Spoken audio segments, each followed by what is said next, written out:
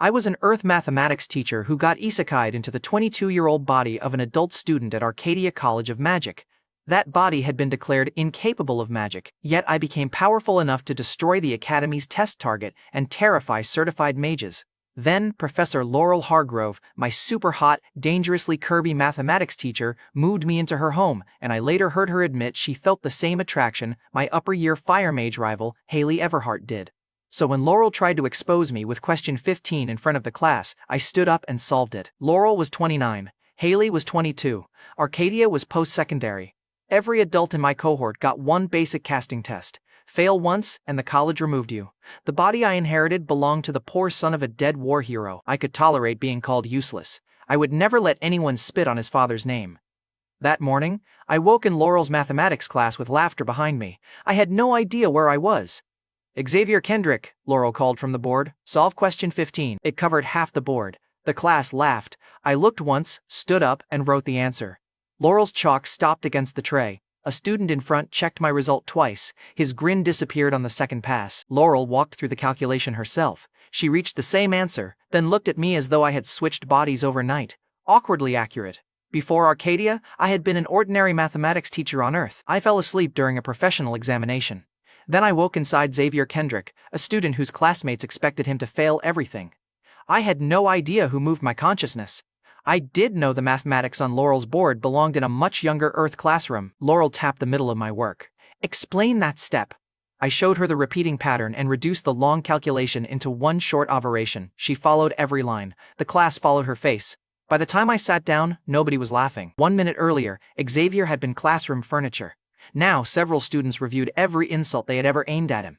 Class ended with Laurel still staring at the board. I left because I needed somewhere private to process the small issue of being dead, displaced, or both. In the crowded hallway, an adult upper-year student rounded the corner and slammed into me. She had bright hair, sharp eyes, and the confidence of someone who had never lost an argument she could set on fire.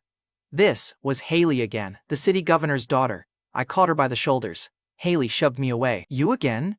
She snapped. Apparently, I'm having a complicated morning. Her palm lit with orange flame. That simplified things. Her, you again, matched an inherited memory of the original Xavier colliding with her during the entrance ceremony. From her angle, I had repeated the same suspicious move and added a terrible excuse. Pervert, Hailey warned. Stand still. Look, I had just been Isekai'd.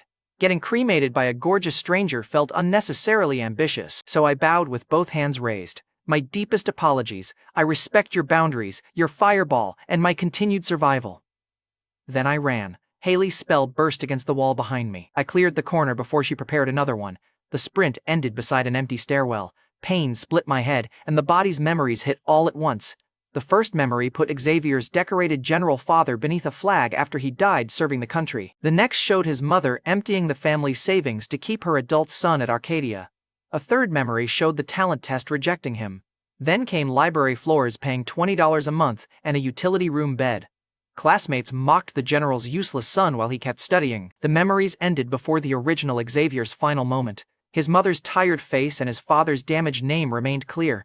I dropped to one knee. The debts, duties, and people were mine now. I chose to carry them. An old classmate caught my arm before I hit the floor. She knew Xavier from before I arrived, and she watched my face too closely. Still trying to sleep on every surface? She asked. I was testing the stairs. They won. She kept hold of my arm. You're heavier than you look. You noticed how I look? Her grip tightened. Head injury confirmed. She asked if I was hurt. I told her, it's been educational. Her stare said the answer sounded wrong in a familiar voice.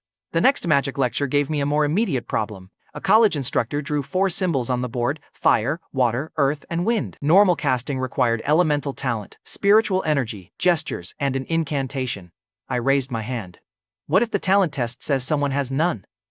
The instructor recognized me and frowned. Then that person cannot cast. Training won't create an affinity the gods refuse to give. Several students laughed. A broad classmate who had been Xavier's only loyal friend shoved his chair back. Leave him alone. If Xavier fails, he can work at my family's estate. The offer was kind. The assumption underneath it still hurt. After class, the old classmate told me Laurel wanted me in her office. I needed answers before Laurel started asking better questions, so I slipped into an empty practice room first. The instructor's rule was simple. Xavier had no talent, so Xavier could not cast. I held out one hand and repeated the fireball incantation. Nothing happened. I tried again and focused on the warmth Hailey had thrown at me. A red thread appeared across my palm. It curled around my wrist, climbed my forearm, and became a clean ribbon of fire. I had used no gesture. The incantation had already ended. The flame still obeyed me. I rotated my wrist. The fire followed. I pinched my fingers, and the ribbon shrank into a bright sphere. The body Arcadia called Forsaken by the Gods was playing with fire on command. Man, that instructor's rule survived less than 10 minutes. I moved the flame from one finger to another. It reacted faster than my hand. When I pushed it toward the wall, the heat stopped exactly where I wanted. That control mattered more than the flame itself. Hailey had needed a gesture and a spoken spell. I had needed a thought. I released my focus. The fire vanished without burning my sleeve. The result opened a dangerous question. If Xavier had never cast before, what exactly had my arrival changed? I could not answer that yet. Laurel was waiting, and keeping an attractive professor waiting seemed risky for several completely different reasons. Sunset had reached the office windows when I entered. Laurel sat behind a desk buried under papers. Her fitted professor's dress and confident posture made concentration an unfair exam by themselves. In my defense, the professor was winning the argument against eye contact. Laurel tapped the chair opposite her. "Sit, Xavier." Then she pushed a thick stack of calculations across the desk. I looked at the pages. "Is this punishment?" "It's verification," Laurel replied. "Question 15 may have been luck. Hundreds of problems seems emotionally committed." Laurel leaned back. A real genius should finish quickly. There it was. Academic bait, delivered by a gorgeous woman who sounded very sure of herself. I pulled the first page closer. "You're going to regret saying that." Laurel's mouth curved. "Prove it." I scanned the first row. The numbers repeated in a simple structure, so adding each term was a waste of time. I paired the outside terms, found the constant sum, and multiplied. The first answer took seconds. Laurel changed the numbers and the order on the next sheet, looking for a shortcut that only worked once. The structure stayed the same. I wrote one multiplication and slid it back. She checked it with her full method. Her pen moved quickly at first, then slowed when my answer refused to be wrong. She pulled a third sheet from the middle of the stack. "This one has uneven terms." Then one term sits alone. Circled the center value, paired everything around it, and finished before she sat down. Laurel stared at the circle. "You saw that immediately?" "Saw a pile of unnecessary work immediately." Her eyes sharpened. This had stopped being a punishment. Now she was trying to find the edge of my knowledge. She reached for a scholar-level page with reversed order and uneven spacing. I adjusted once and finished before her warning ended. Laurel stopped calling the first answer luck. Look, I respected her effort. I also respected ending homework before dinner. By the 5th page, she had stopped sitting. By the 10th, she was leaning over my shoulder, checking my pen before the ink dried. "You skipped 6 lines, Laurel warned. I removed 6 lines. Laurel tapped the page. "Those lines are the method." I pointed at the result. "The answer disagrees." Laurel snatched the page, worked through my shortcut, and froze when every result matched. Her sleeve brushed my shoulder as she reached for the next sheet. "I lost 1 second to that. The mathematics lost none." Laurel noticed the pause. "Distracted?" I kept writing. "Your office is very academically distracting." She narrowed her eyes. "Careful, Xavier." I looked up. That sounded like a warning. Laurel held my gaze. "It was." Her cheeks had warmed slightly. "Small victory." She also controlled my grade. I finished the entire stack while Laurel was checking the first third. Then I turned the final page around and slid it toward her. She read the last answer. Her gaze moved to the remaining pages, then back to me. "How long have you known this method?" Laurel asked. I set down the pen. "Long enough to hate doing it the slow way." Laurel leaned closer. "Who taught you?" Couldn't answer without pointing straight at Earth. I shrugged and pointed at the rows. "The pattern did. Pair the first term with the last. Every pair gives the same total. Count the pairs, then multiply." Laurel applied it to a fresh example. Her hand accelerated. The answer landed before her usual method would have reached the middle. She stared at the page.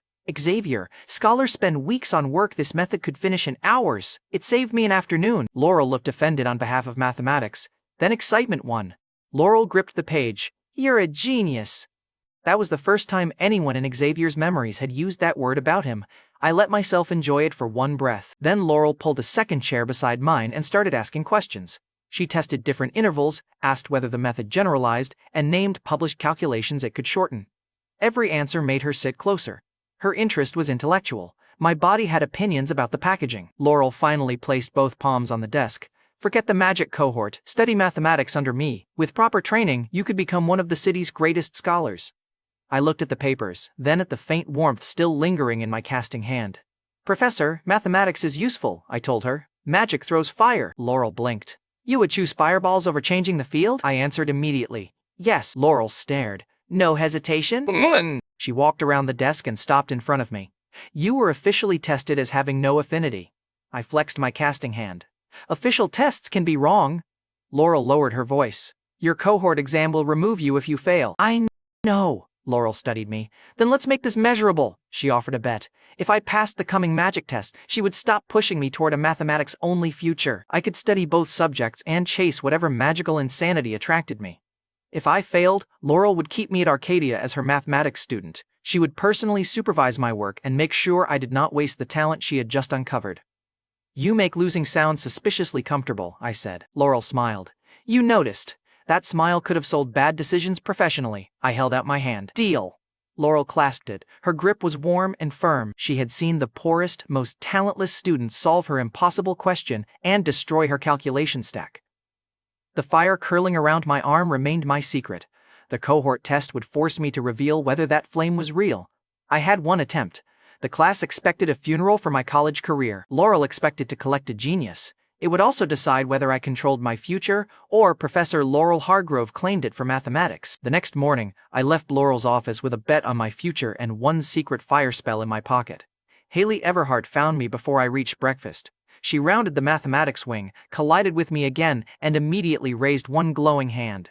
Seriously? I asked. Do hallways owe you money? Hailey's eyes narrowed. You ran yesterday, pointed at her glowing palm. You threw fire yesterday. Hailey stepped closer. That was because you grabbed me. Backed away. That was because you hit me. Her flame grew brighter. Excellent! Our first real conversation had achieved attempted arson in 4 lines.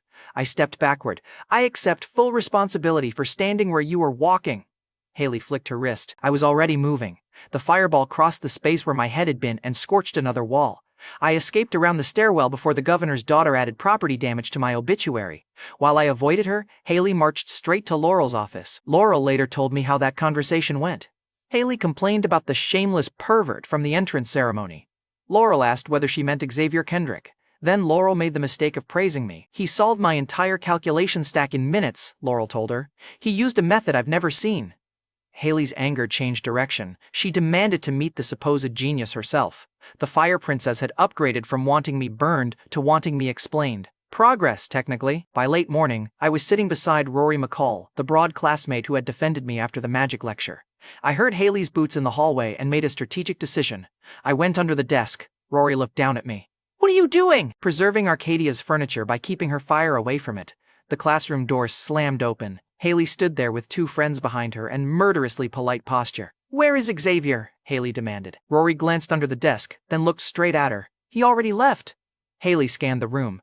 My shoe was visible beside Rory's ankle. Rory moved his bag over it. Loyal man. Terrible liar. Hailey finally turned away. Tell him I only want to talk. The door shut. I crawled out. She says that like her hands don't come with ammunition. Rory wiped sweat from his forehead. You understand who that is, right? Hailey's the city governor's daughter. Half the upper years follow her, and the other half pretend they don't. Before I could answer, the academy bully leaned over the next row. He had spent years treating Xavier's lack of magic like a personal hobby. It won't matter, the bully announced. The cohort test is coming. Kendrick can't cast, so Arcadia will throw him out. Several students laughed. The bully pointed at me. A broke orphan with no talent should stop hiding behind important women. Rory stood so fast his chair struck the floor. Say orphan again, Rory warned. See what happens. The room quieted. The bully backed off half a step, then smiled because cowards love an audience. I caught Rory's arm. Save it. The test will answer him. Rory sat down, still glaring. Then he whispered, For the record, I'd defend you against anyone. Unless Hailey asked me to hit you. Stared at him. Rory shrugged. I'm loyal. Hailey still scares me. 2 days later, our cohort gathered on Arcadia's outdoor testing field. The rules stayed brutally simple. Cast a basic fireball, touch the target, fail, and the college removed you. A magic instructor stood beside a wooden target marked with scoring rings. Laurel watched from the edge of the field, arms folded. She had a bet to collect. The bully volunteered early. He performed the full gesture, shouted the incantation, and launched a normal fireball into the outer rings. 8 points, the instructor called.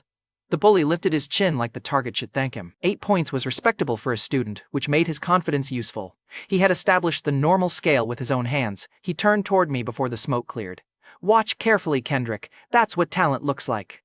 Hailey stood behind the other upper years. She glanced at the mark, then at me. Yesterday's coward had her full attention. The bully looked around to make sure everyone heard him. Cute. Rory went next. His hands shook through the gesture. A flame appeared, coughed, and nearly died. Rory shoved it forward with both palms. The tiny fireball crawled across the field and kissed the bottom edge of the target. A few students laughed before it arrived. Rory kept pushing until the flame left one black spot on the wood. The instructor checked the mark. Pass. Rory threw both fists up like he had conquered a nation. I cheered. The fireball had moved with the confidence of a sick candle, but a pass was a pass. Rory had faced the same public stage and survived it. His shoulders finally dropped. The bully scoffed. Barely. Rory pointed at the mark. Arcadia doesn't write barely beside a pass. Student after student finished. Then the instructor started dismissing the cohort. The bully raised his voice. You forgot Kendrick. Every head turned. The instructor looked at me. Xavier Kendrick, step forward. The bully grinned. Come on, magic idiot. Show us the spell you've been hiding under your desk. He had called me a broke orphan and turned the one test controlling my future into a public joke. He still thought he was helping himself. I walked onto the field. Laurel's expression sharpened. Rory looked ready to pray for the first time in his life. Hailey had arrived near the back, though upper years had no reason to attend. Her eyes stayed on my casting hand. I faced the target and raised one hand. Normal students needed a gesture and an incantation. I needed neither. Revealing that felt reckless, so I copied the instructor's stance and mumbled several impressive-sounding syllables. Then I held the fire back. Nothing appeared. The bully laughed first. The rest followed. He cupped his hands around his mouth. Louder, Kendrick. Maybe the gods can't hear failures. I let him finish. Then the air above my palm turned red. A small flame appeared. It doubled. Then it doubled again. The laughter thinned as the fire climbed past my shoulder. Heat rolled across the field. Students in the first row stepped back. The bully stopped smiling. I compressed the flame until its center burned almost white. Then I pushed my hand forward. The fireball crossed the field faster than Hailey's spell had crossed the hallway. It hit the target and erased it. The wooden frame burst apart. Fire swept over the scorched ground behind it, and the instructor threw up an arm against the heat. For one clean second, the whole field had nothing intelligent to say. Rory recovered first. That counts, Rory shouted. That definitely touched the target. The instructor stared at the blackened patch where the target had stood. Laurel's folded arms slowly dropped. Hailey's eyes stayed fixed on my casting hand. The bully took one step backward, then tried to recover in front of everyone. He cheated. A talentless student can't cast that. I spread both hands. Then tell me what did it. Rory walked onto the scorched edge and kicked aside one piece of the destroyed frame. Sure, maybe he hid the rest of the target too.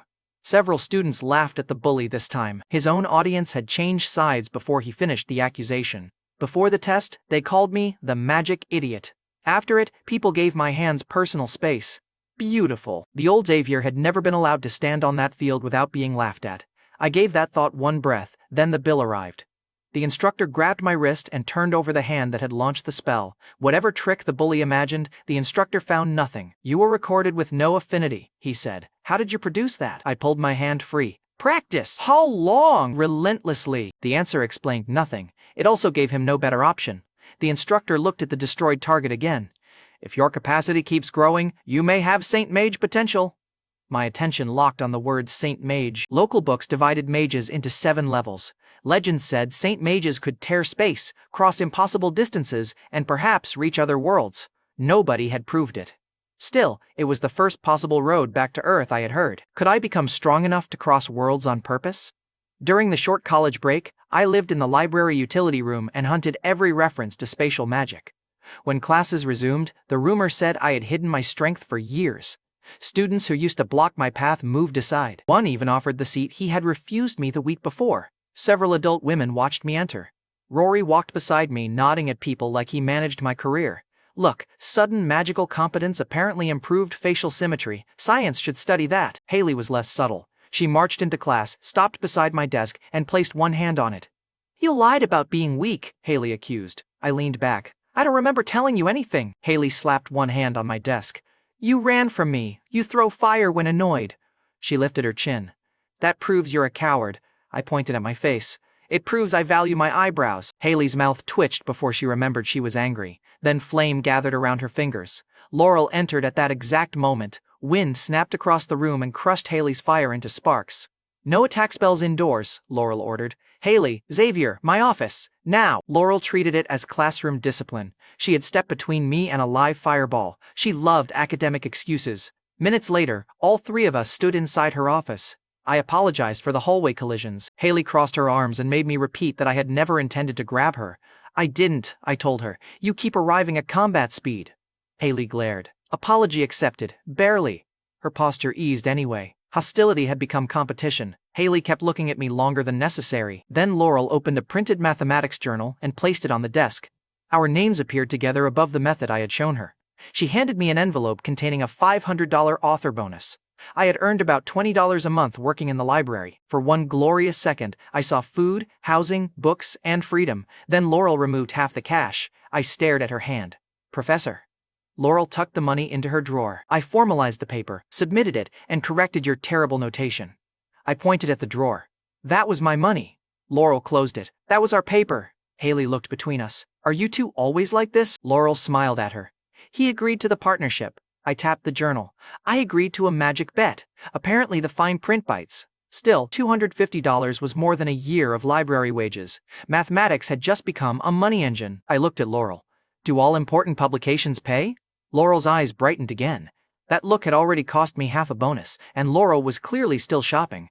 That expression told me this world still had famous problems waiting for someone from Earth to embarrass them. Laurel had taken half my first publication bonus, which taught me an important lesson. Mathematics was valuable. Co-authors were dangerous. I tapped the journal on her desk. Do all important papers pay? Laurel folded her hands. The respected ones do. Perfect. Give me another respected problem. She laughed like I was joking. I was paying $20 a month to live beside cleaning supplies. I had never been more serious. Laurel pulled out a page covered in symbols. This is the Roth problem. Scholars have tried to unify these separate relationships for years. I read the page once. The famous problem used several clumsy formulas to describe one repeating structure. On Earth, we would have combined them before lunch. I took Laurel's pen and wrote the unified expression beneath the last line. She stopped smiling. Xavier, Laurel warned, that answer needs proof. So I gave her the proof. I moved through the cases one at a time, reduced them to the same pattern, and closed the final gap. Laurel checked the first page standing up. She checked the second while pacing. By the last line, she had pulled her chair beside mine and was checking the proof with me. She tried to break the formula with a boundary case. I adjusted one term and handed it back. She changed the starting values. The same structure held. Then she opened an old reference book and compared my result against the best partial solution local scholars had published. My answer covered the missing cases in 3 lines. Laurel pressed one finger to the page. This step connects every branch. I nodded. That's why I wrote it. Laurel looked up. You're treating the Roth problem like an exercise. It was a rude exercise. I still won. She grabbed both my shoulders. Do you understand what you just solved? I looked at the journal. I understand that it should pay more than $500. Laurel released me and pulled the papers close. We're developing this properly. We? Her eyes flicked toward the drawer holding half my money. Right. The co-author had returned. Hailey had been sitting near the office window, bored enough to rest her head on one hand. Laurel's celebration woke her fully. She came over, read the first lines, and stared at me. You solved the Roth problem? Hailey asked. I handed her the page. Apparently. Hailey scanned the proof. People have spent years on this. I spent more time on mathematics than they did. Hailey's mouth opened, then closed. She looked at my worn coat, then back at the proof, her chin lowered by one stubborn inch. I gave her a polite smile. You asked! Her cheeks warmed. Laurel hid a laugh behind the paper. That afternoon, I left the upper year building because mathematics had supplied money. Magic still needed books. Hailey followed me. I noticed her reflection in a window, turned down a side path, and heard her steps speed up behind me. After the Roth proof, I figured she wanted the source of my new abilities. I reached the outer wall, climbed onto a stone ledge, and flipped over before she rounded the corner. Hailey arrived in time to see my coat vanish on the other side. Xavier! She shouted. I kept moving. In my defense, being stalked by the Fire Princess felt less romantic when the stalker could ignite the evidence. By late afternoon, I reached the Silvergate Mage Association in the city center. The association controlled certified instruction and the deeper magic library I needed. Aria Hollowell, the old classmate who had helped me after the memory collapse, worked part-time at its reception desk. She knew Xavier's usual posture and voice, so I covered my face, lowered my voice, and entered as Cinder. The mask did the rest. Aria looked up. How can the association help you? Kept my voice low. I need advanced spell instruction. Aria opened a price list. The private consultant starts around $1,500. I nearly removed the mask to make sure I had heard correctly. My old library job paid about $20 a month. One lesson cost more than 6 years of wages. Aria watched my silence. There's another route. Certified mages can use the association library. I leaned toward the desk. How do I get certified? You pass an assessment. I tapped the counter. Today? Arya hesitated. Today's assessor is strict. The strict examiner costs nothing extra. I had no cheaper choice. I'll take it. She slid a form toward me and asked for a name. Cinder. Arya looked at the mask. And the face covering? Burn accident. A fire mage with a burned face was either tragic or suspicious. Arya studied the mask, then entered the alias. Minutes later, she led me into a stone assessment room. 2 examiners waited inside. One stood near the wall with the calm posture of an experienced mage. The direct examiner stood in the center and looked annoyed that an apparent apprentice had interrupted his day. The direct examiner glanced at my plain clothes. You want certification? I faced him. Yes. The direct examiner pointed at the target. Then show me your strongest spell. I raised my hand toward the practice target. The examiner stepped between us. Attack me directly. A real mage controls his power against a living opponent. Arya stiffened near the door. Sir, perhaps the target would be safer. The examiner waved her off. If this applicant can make me move, I'll approve him. The senior examiner finally looked up. You may want the standard barrier. The direct examiner scoffed. For an apprentice? He even turned sideways and offered me one shoulder, then glanced at Arya. The man still had time to choose safety. Pride chose for him. Look, I need you to understand how generous that was. He had ordered the dangerous test and volunteered as the target. I focused on the same silent flame I had used at Arcadia. A red sphere formed above my palm. The examiner smirked. That's all? I added more spiritual energy. The sphere swelled past my fist. Heat rolled across the room. The examiner's smile weakened, but he kept his feet planted and glanced at Arya again. I compressed the center until it burned white. The senior examiner moved first. Barrier! The senior examiner shouted. A translucent wall snapped into place as I released the fireball. The attack hit like a furnace door kicked open. White fire swallowed the direct examiner's silhouette and drove the barrier backward. The senior examiner braced both hands against it. His boots scraped 2 long lines across the floor. Stone dust fell from the ceiling. Arya covered her face with one arm. The assessment papers lifted from her desk and scattered against the far wall. The barrier held, but the direct examiner had finally moved. Technically, he had moved several feet while sitting down very quickly. When the flames cleared, he was on the floor behind the barrier. His robe smoked at the edges. He stopped looking at me like an apprentice. I lowered my hand. Sorry, I used a little more force than planned. Arya stared at me. The senior examiner stared harder. Then he looked at the man on the floor. He made you move, I reminded them. The direct examiner opened his mouth. No useful sound came out. Arya covered a smile and prepared the certificate. Arya finished the paperwork in seconds. The live test had ended when the examiner hit the floor. She handed me a mage certificate and a library card. Congratulations, Cinder, she said. Try not to destroy anything upstairs. No promises. I took the card. Thank you, Arya. Her hands stopped. I had never asked her name. Arya looked at my mask, then at my eyes. Have we met? Your badge, I answered. She glanced down. The badge had turned sideways and showed only half her surname. I took the card and walked away before her questions improved. My own mouth had nearly exposed me through a perfectly good mask. Upstairs, the association books explained spiritual power, elemental affinity, and how trained mages shaped the 4 basic elements. They still treated air as one substance. Earth science taught me what they ignored. Oxygen fed combustion, and magic might let me concentrate it around a flame. If I could pull oxygen out of the air, I could make fire burn far beyond its normal limit. Arya later told me she questioned the examiners after I entered the library. The senior examiner said, my fireball's control and intensity felt unlike ordinary magic he knew. I did not hear that warning at the time. I was already planning to make the flame worse. That night, I left Arcadia and entered an empty forest beyond the college grounds. I needed distance from buildings, students, and Hailey's habit of appearing beside explosions. Moonlight covered a small clearing.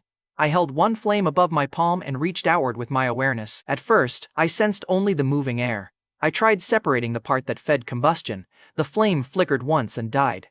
Good. A failed spark meant the idea had a real rule. I tried again, pulling a tighter concentration of oxygen around the next flame. This time, the fire snapped upward.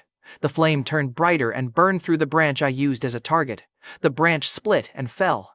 I should have stopped and measured the change. Instead, I added more. I drew oxygen from a wider area and pushed it toward the flame. The temperature jumped so quickly that my control lagged behind the reaction. A ring of fire spun around my arm. Wind rushed toward the center as the flame consumed the concentrated oxygen. The ring became a roaring vortex before I could stabilize it.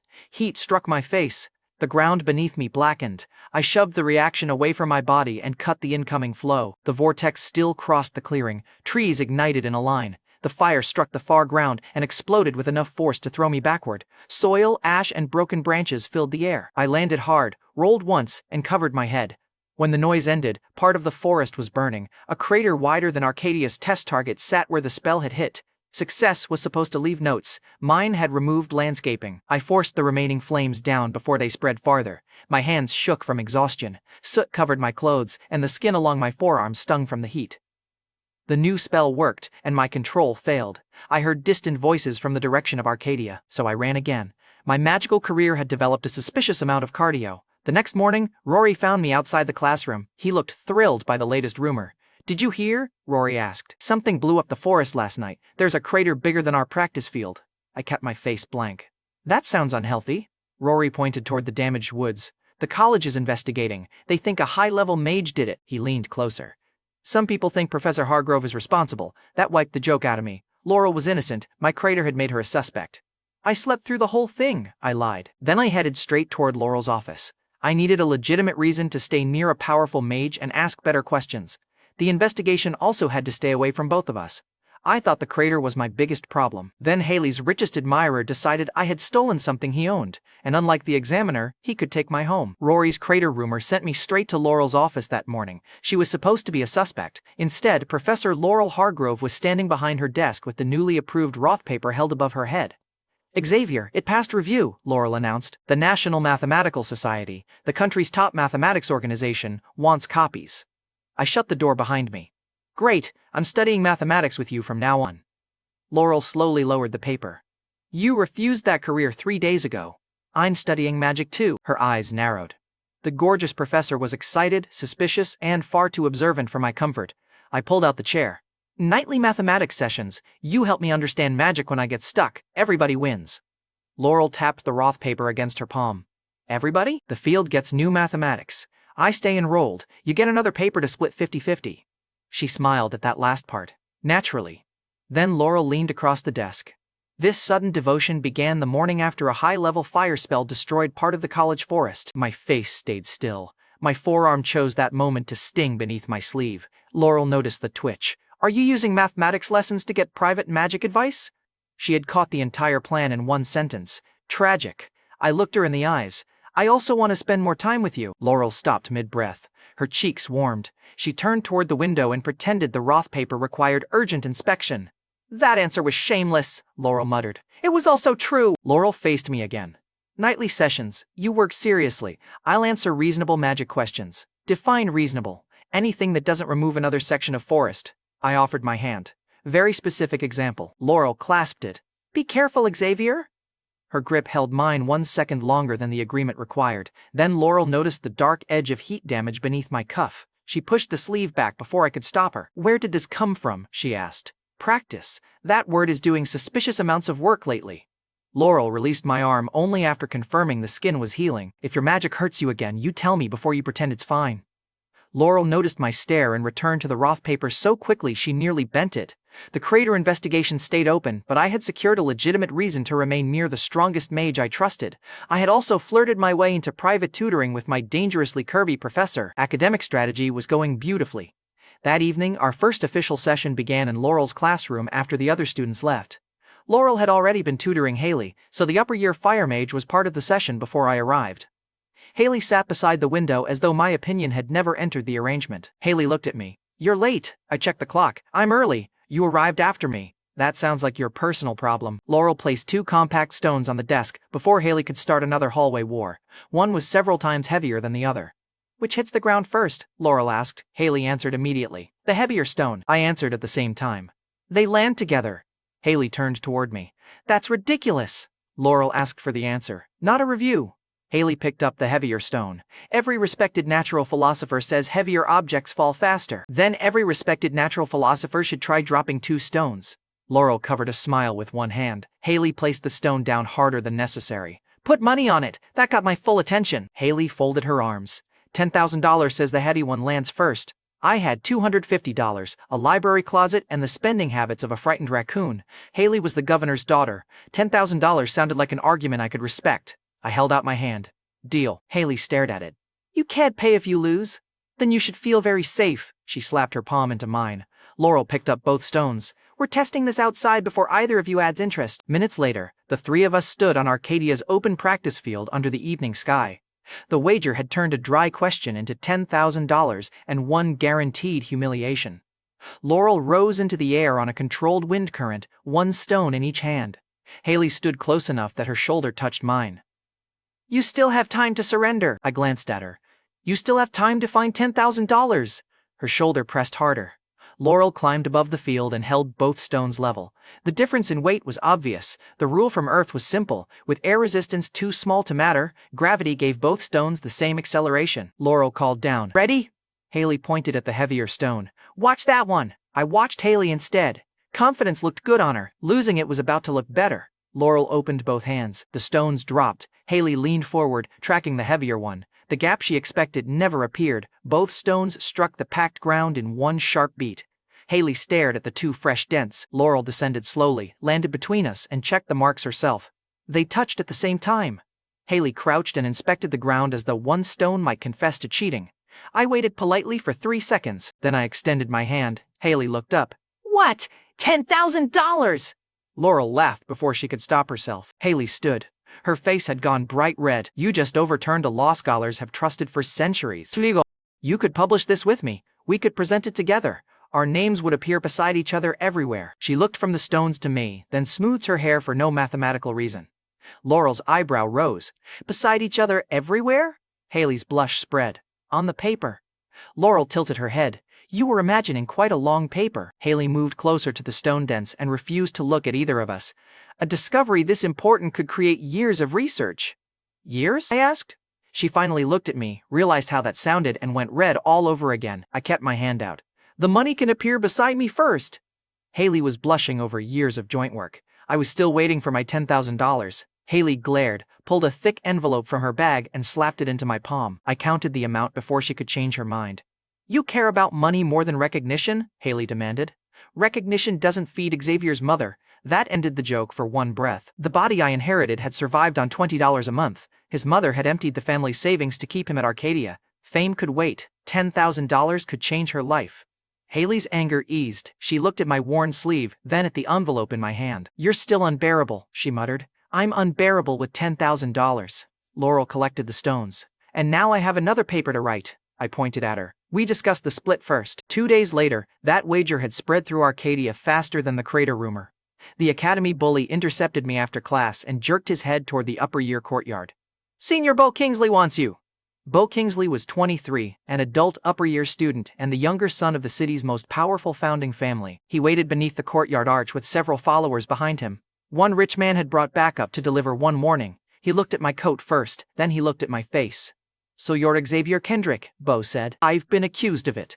Bo stepped closer. Stay away from Hailey Everhart. There it was. The Nepo heir had mistaken another adult human being for family property. I kept my hands in my pockets. You should tell Hailey who she's allowed to speak with. Bo's jaw tightened. She belongs beside people of her class. You sleep in a library utility room. Then she should stop finding me so interesting. One follower laughed before catching himself. Bo's stare shut him down. Bo lowered his voice. This is your only warning. A poor student with one lucky paper doesn't challenge the Kingsley family. I walked past him. Good thing I wasn't challenging your family. Bo grabbed my shoulder. I looked at his hand. Remove that. He held it for one beat, then let go because the courtyard had started watching. Bo smiled without warmth. You'll understand soon. I left him standing there with his followers and his wounded family pride.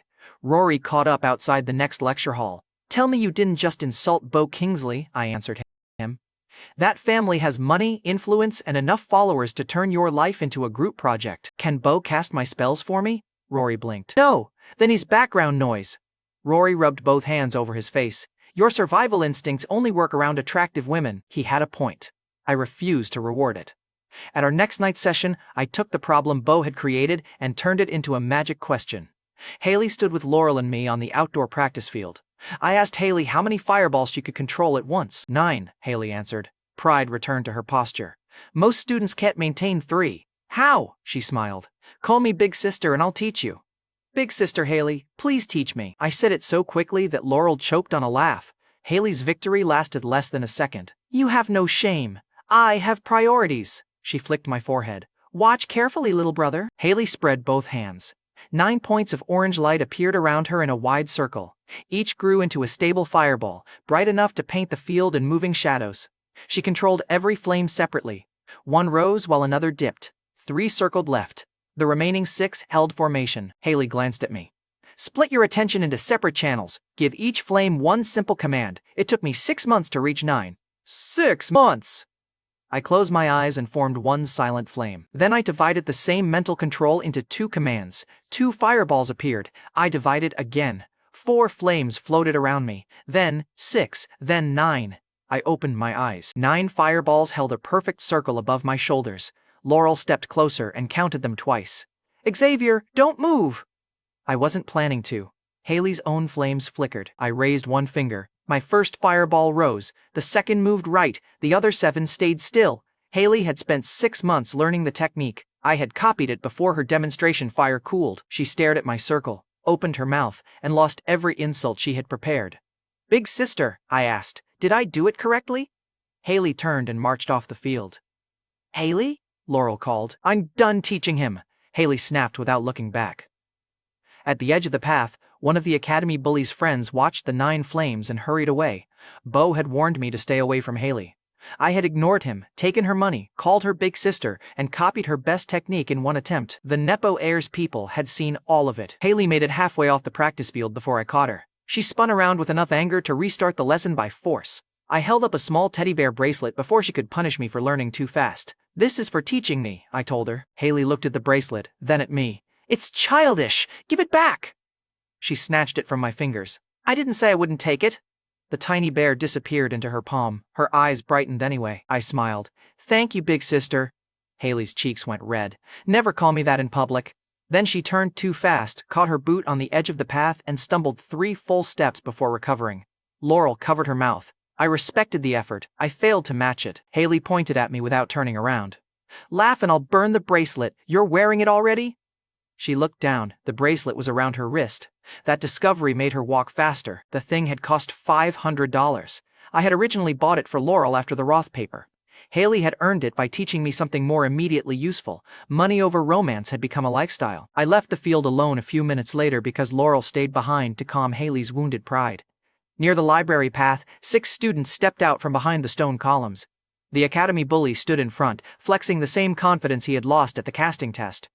One of Bo's upper-year followers pointed at my empty hand.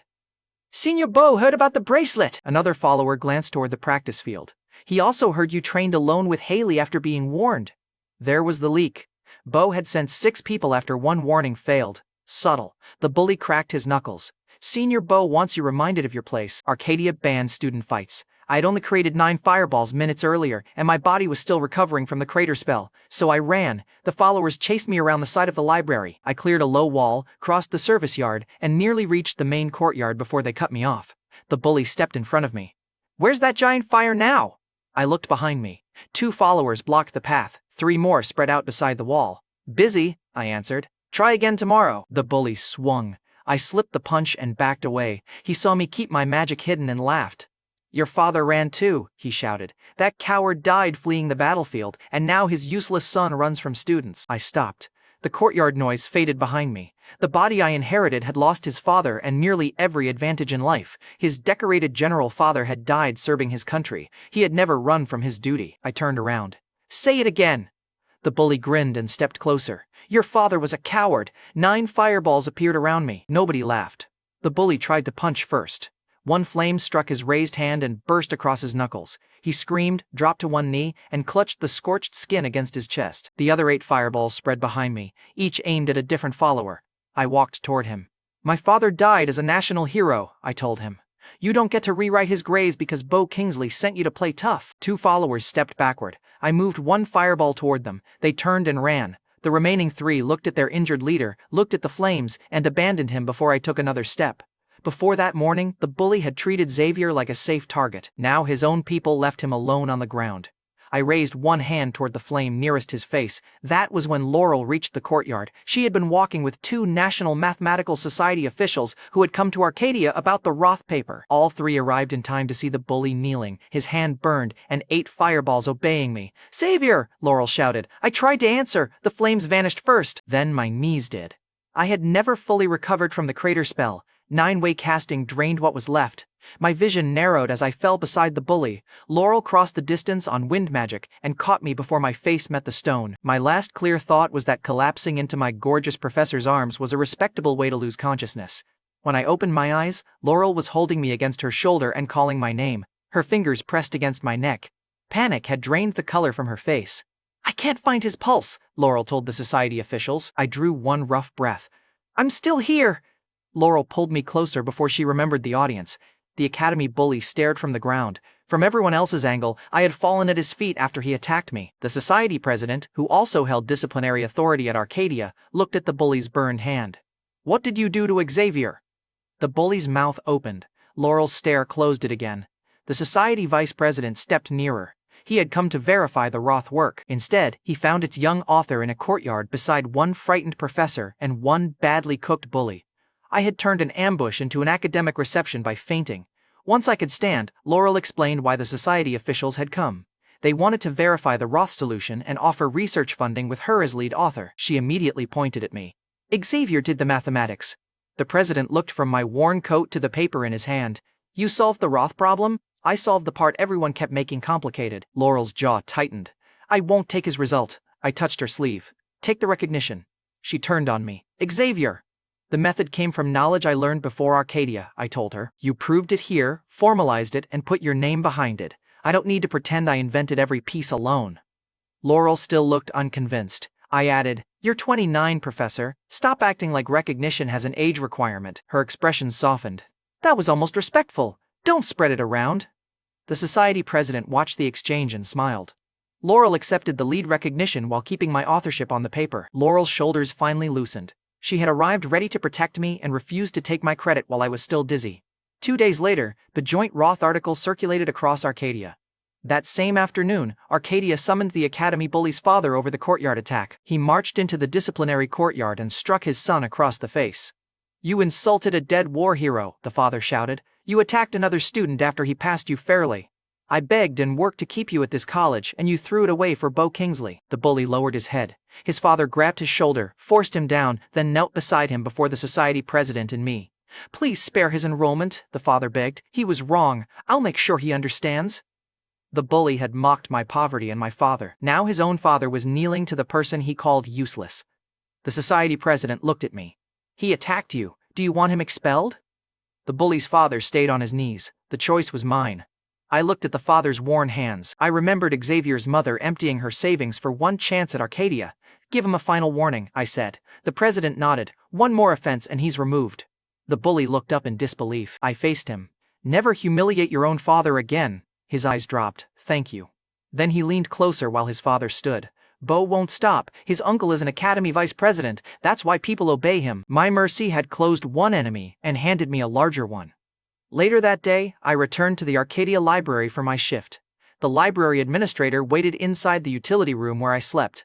My few clothes and books had already been placed in a small pile. He would not meet my eyes.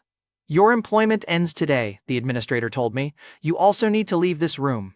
I looked at the narrow bed, the storage shelves, and the cracked wash basin. It was miserable. It was still Xavier's job and home. "Why?" The administrator swallowed. "An academy vice president issued the order." Bo's warning had finally produced a real result. $20 a month disappeared. So did the only bed the original Xavier had managed to keep. The administrator took the utility room key from my hand. "I'm sorry." Packed everything I owned in minutes because everything I owned fit inside one bag. After I packed, the room looked untouched. I hated that. The administrator kept his eyes on the floor while the lock clicked behind me. Bo's order had reached the only door I could call mine. He flinched at the sound and still did not reopen it. I carried the bag toward Laurel's office for our scheduled nightly session. Laurel met me before the administrator finished locking the utility room door. Laurel looked through the doorway, then at the administrator. "What happened?" I answered before he could. "Bo's family improved my housing situation by removing it." Laurel took the bag from my hand. "You'll stay in my spare room," she said. I stared at her. "You're home? Live alone. The room is empty." Laurel kept her tone carefully academic. "Living together will make our nightly study sessions more efficient." There it was. Laurel's academic excuse had achieved cohabitation. Living with my super-hot professor created several obvious risks. Rent was not one of them. I looked at the packed bag, then at her. "I accept your extremely professional solution." Laurel's cheeks warmed. Good. Hailey entered the corridor carrying her study notes. She saw Laurel holding my bag. What's happening? Hailey demanded. Laurel answered plainly. Xavier lost his room. He'll use my spare bedroom. Hailey's notes bent in her grip. He's moving into your house? The spare room, Laurel repeated. Hailey turned to me. And you agreed? Was choosing between Professor Hargrove's home and a bench. Hailey stepped closer. You considered the bench? I'm considering it now. She reached for my ear. I moved behind Laurel. The eviction still hurt. Beau's faction had tried to make me homeless and accidentally moved me into my gorgeous professor's house. Beautiful work, gentlemen. The next evening, Laurel took Hailey and me to the scheduled mathematics exchange at Kingsley Estate. The estate filled an entire hill outside the city. Its main hall displayed old portraits, family scholars, and enough polished stone to cover years of my old wages. The society vice president greeted Laurel near the entrance. While they discussed our paper, I found the buffet. I had lost a job, fought 6 students, and nearly collapsed in front of the country's top scholars. The Kingsleys had provided roasted meat. I believed in accepting apologies where I found them. I loaded one plate, then a second. Hailey caught my wrist before I reached dessert. The teddy bear bracelet was still around hers. We're here for mathematics, she hissed. I'm building strength for mathematics. You already ate. Building reserves. Hailey dragged me away while Laurel pretended not to know us. Near the center of the hall, a huge painting showed the waterways and 7 bridges that had made the Kingsley family famous. I stopped to inspect it. Beau appeared beside the painting with several guests around him. His eyes dropped to Hailey's hand still wrapped around my wrist. You don't recognize it? Beau asked loudly. Should I? He smiled at the watching nobles and scholars. The 7 bridges of Silvergate. Our first patriarch solved the route centuries ago. Hailey released my wrist. Beau noticed the bracelet next. His smile tightened. Then the Nepo heir raised his voice so every guest in the hall could hear. Since Xavier Kendrick is the genius behind Professor Hargrove's work, he'll solve the 7 bridges of Silvergate for us tonight. That evening, inside Kingsley Estate, Beau's announcement trapped me beneath his family's bridge painting with half the city's mathematics elite watching. Laurel stepped close before I answered. Her voice stayed low enough for only Hailey and me. Xavier, think carefully, Laurel warned.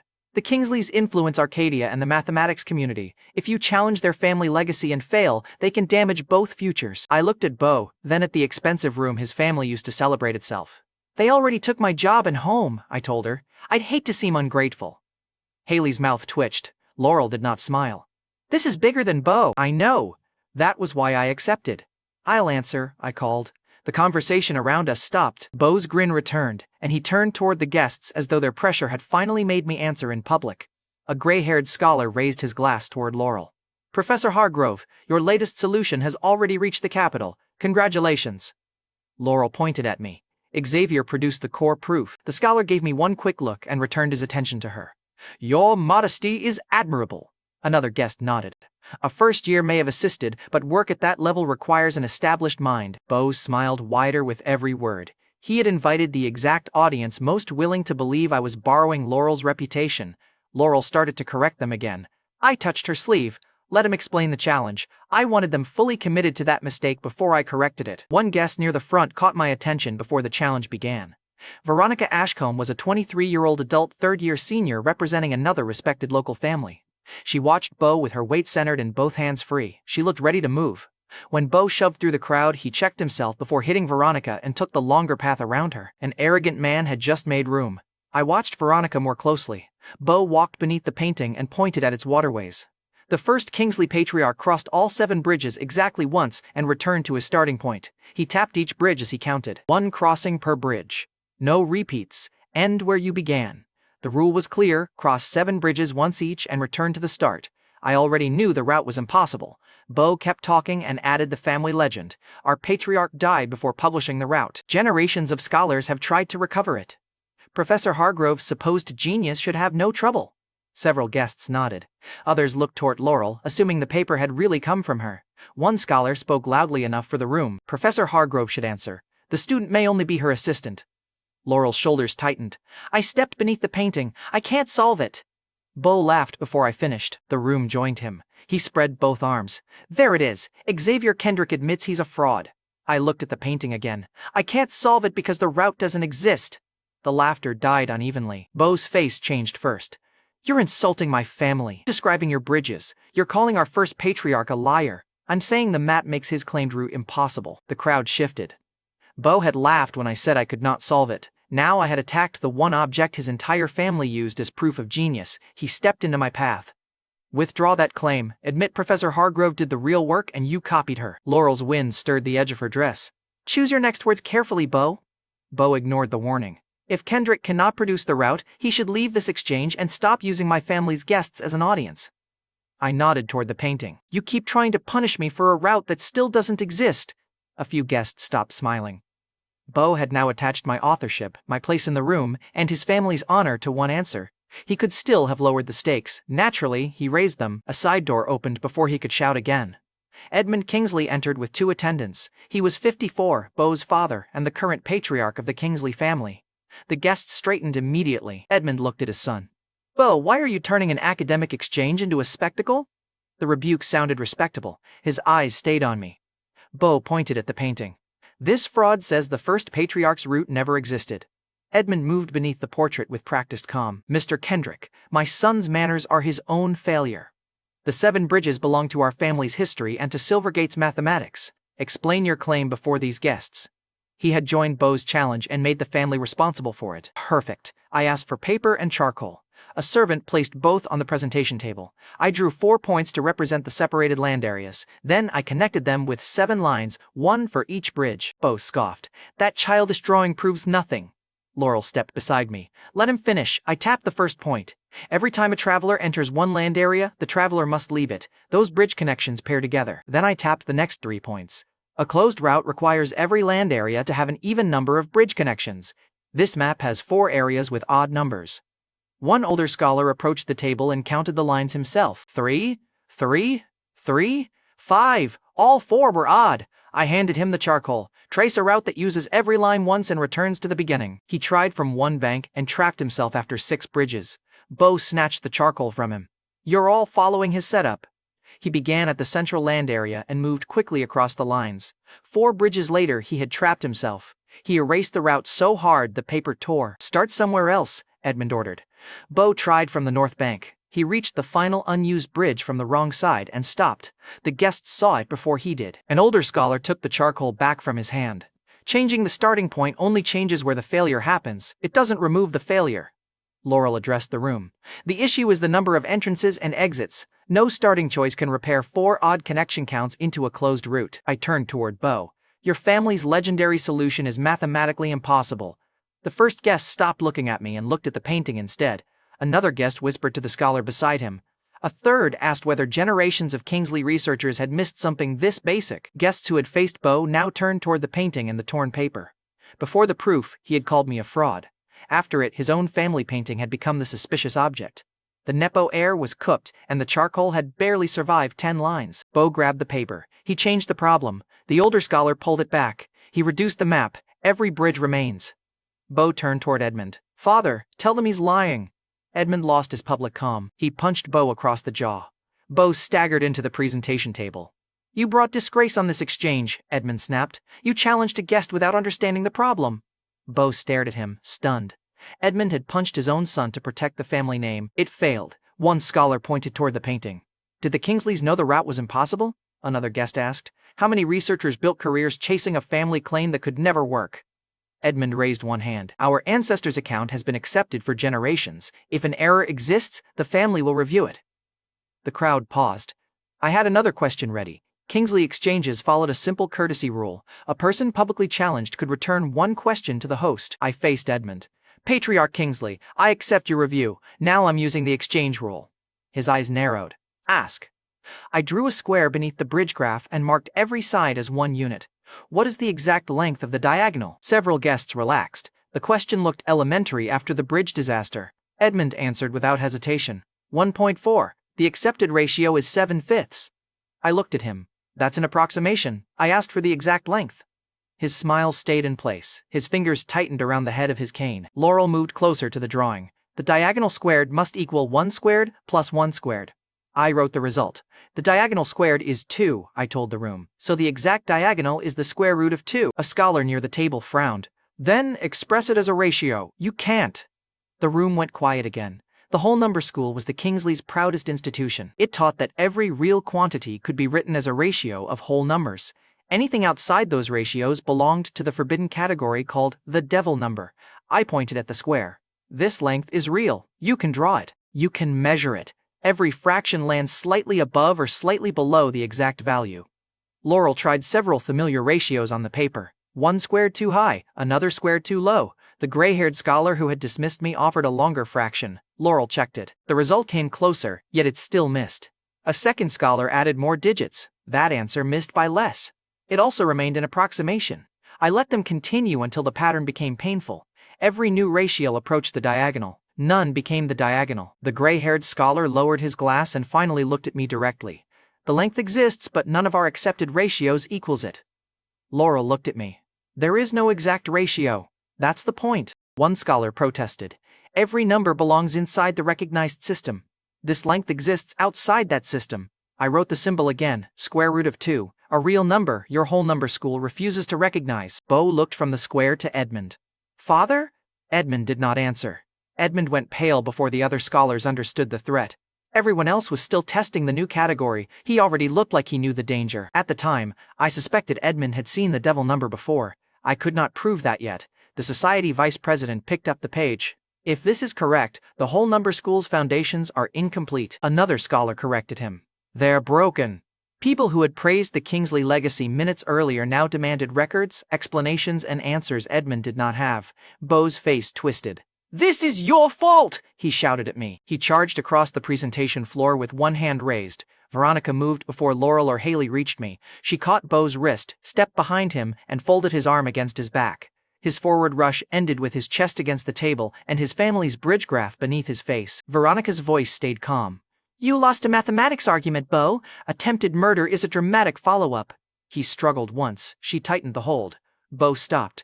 The room had watched his family legend fail. His father had struck him. Now an adult senior woman held him against his own proof table. Honestly, I don't know what result he thought charging me would improve. Edmund stepped forward. Release my son. Veronica looked at me first. I nodded. She let Bo go and moved between us anyway. Edmund faced the guests. My son's conduct is unacceptable.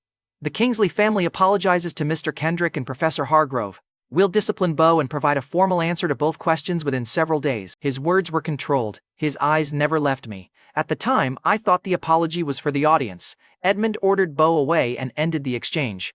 Guests did not return to their conversations. They clustered around my two drawings instead. The Seven Bridges painting still hung above them. It looked less impressive now. Veronica remained near me after the Kingsleys withdrew. Up close, Veronica was gorgeous and still smiling after folding Bo across a table. In my defense, competent women kept making mathematics difficult to focus on. Veronica offered her hand. Veronica Ashcombe, we've seen each other at college, but tonight seemed like a better introduction. I shook it. Xavier Kendrick, apparently I ruin family events. I noticed. Her smile widened. Could we discuss your mathematics privately? I pointed toward Laurel. Professor Hargrove handles the papers. Veronica leaned closer. I asked about you. I'm still redirecting you to Professor Hargrove. Twice rejected in 1 minute. Veronica placed one hand over her heart. Cruel. Efficient. She laughed, squeezed my hand once before releasing it and walked away. Hailey appeared beside me immediately. She was seducing you, Hailey accused. I noticed. You were staring. She had Bo folded over a table. It was educational. Hailey grabbed my sleeve. Do you stare at every pretty woman who speaks to you? I looked at her. No, you're prettier. Hailey froze. Her grip loosened. The angry answer she had prepared disappeared. Laurel walked past us with the two drawings. Are you coming? Hailey released my sleeve and followed without another word.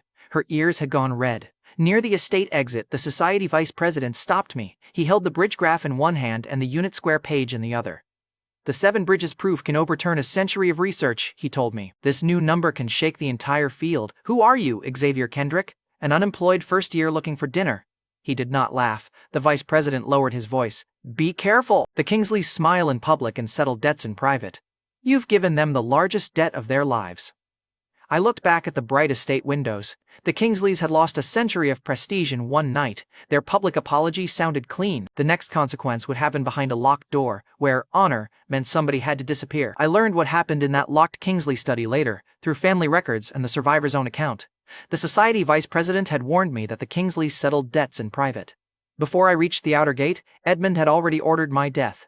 Edmund Kingsley had Bo forced to his knees. His younger son's cheek was swollen from the punishment. Edmund looked at the injury once, then returned to the family name. Edmund placed a pistol on the desk and addressed a hired operative. Xavier Kendrick just left the estate, Edmund ordered. Follow him, make his death look accidental. The operative lowered his head. No witnesses, no link to the family. Bo looked up through a split lip. Father, he's only a student. Edmund seized Bo by the collar and forced him upright. You gave that student our stage. You put our name behind the bridge claim. Then you attacked him after he proved you wrong.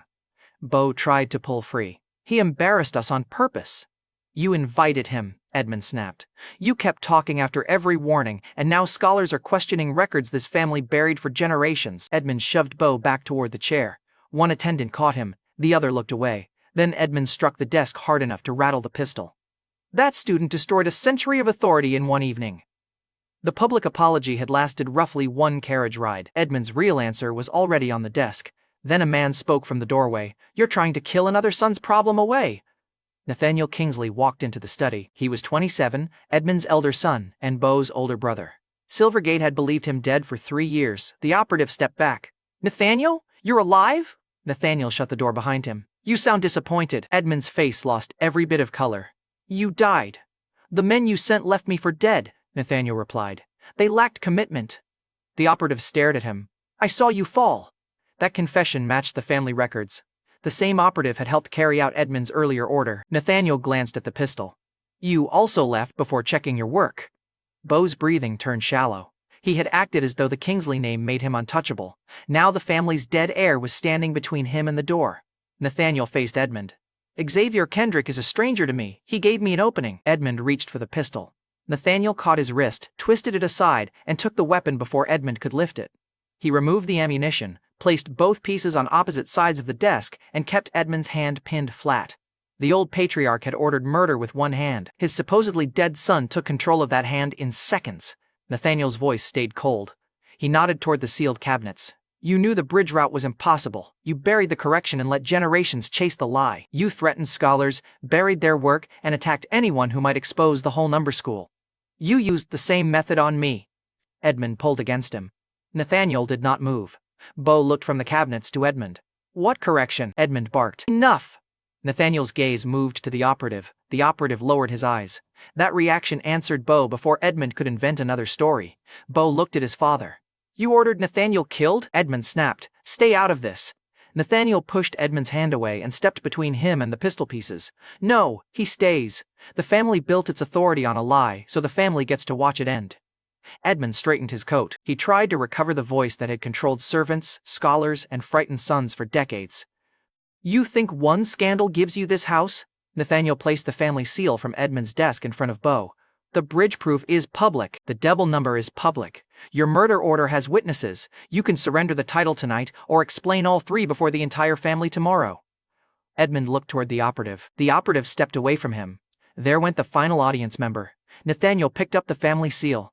I'll become patriarch, he said. I'll dismantle the doctrine you used as a shield, reveal what the records prove, and rebuild whatever survives. Edmund looked at Bo. You'll let this traitor take your inheritance?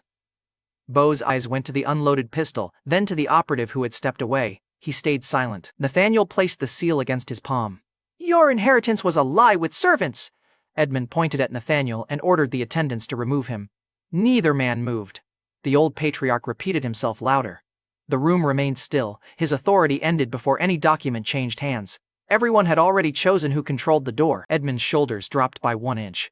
That was enough. Nathaniel had entered the room as a dead son and left holding the Kingsley seal. Edmund remained beside the unloaded pistol. The operative never left to kill me. A few days later, my own timeline resumed inside Professor Laurel Hargrove's spare room. Laurel had moved my one bag and the few books and clothes I owned into her home. She gave me a key, cleared space for my things, and acted like the arrangement was purely academic. Her spare room had clean sheets, a real window, and no cleaning buckets beside the pillow. I woke in the bed and almost checked the mattress for a hidden fee.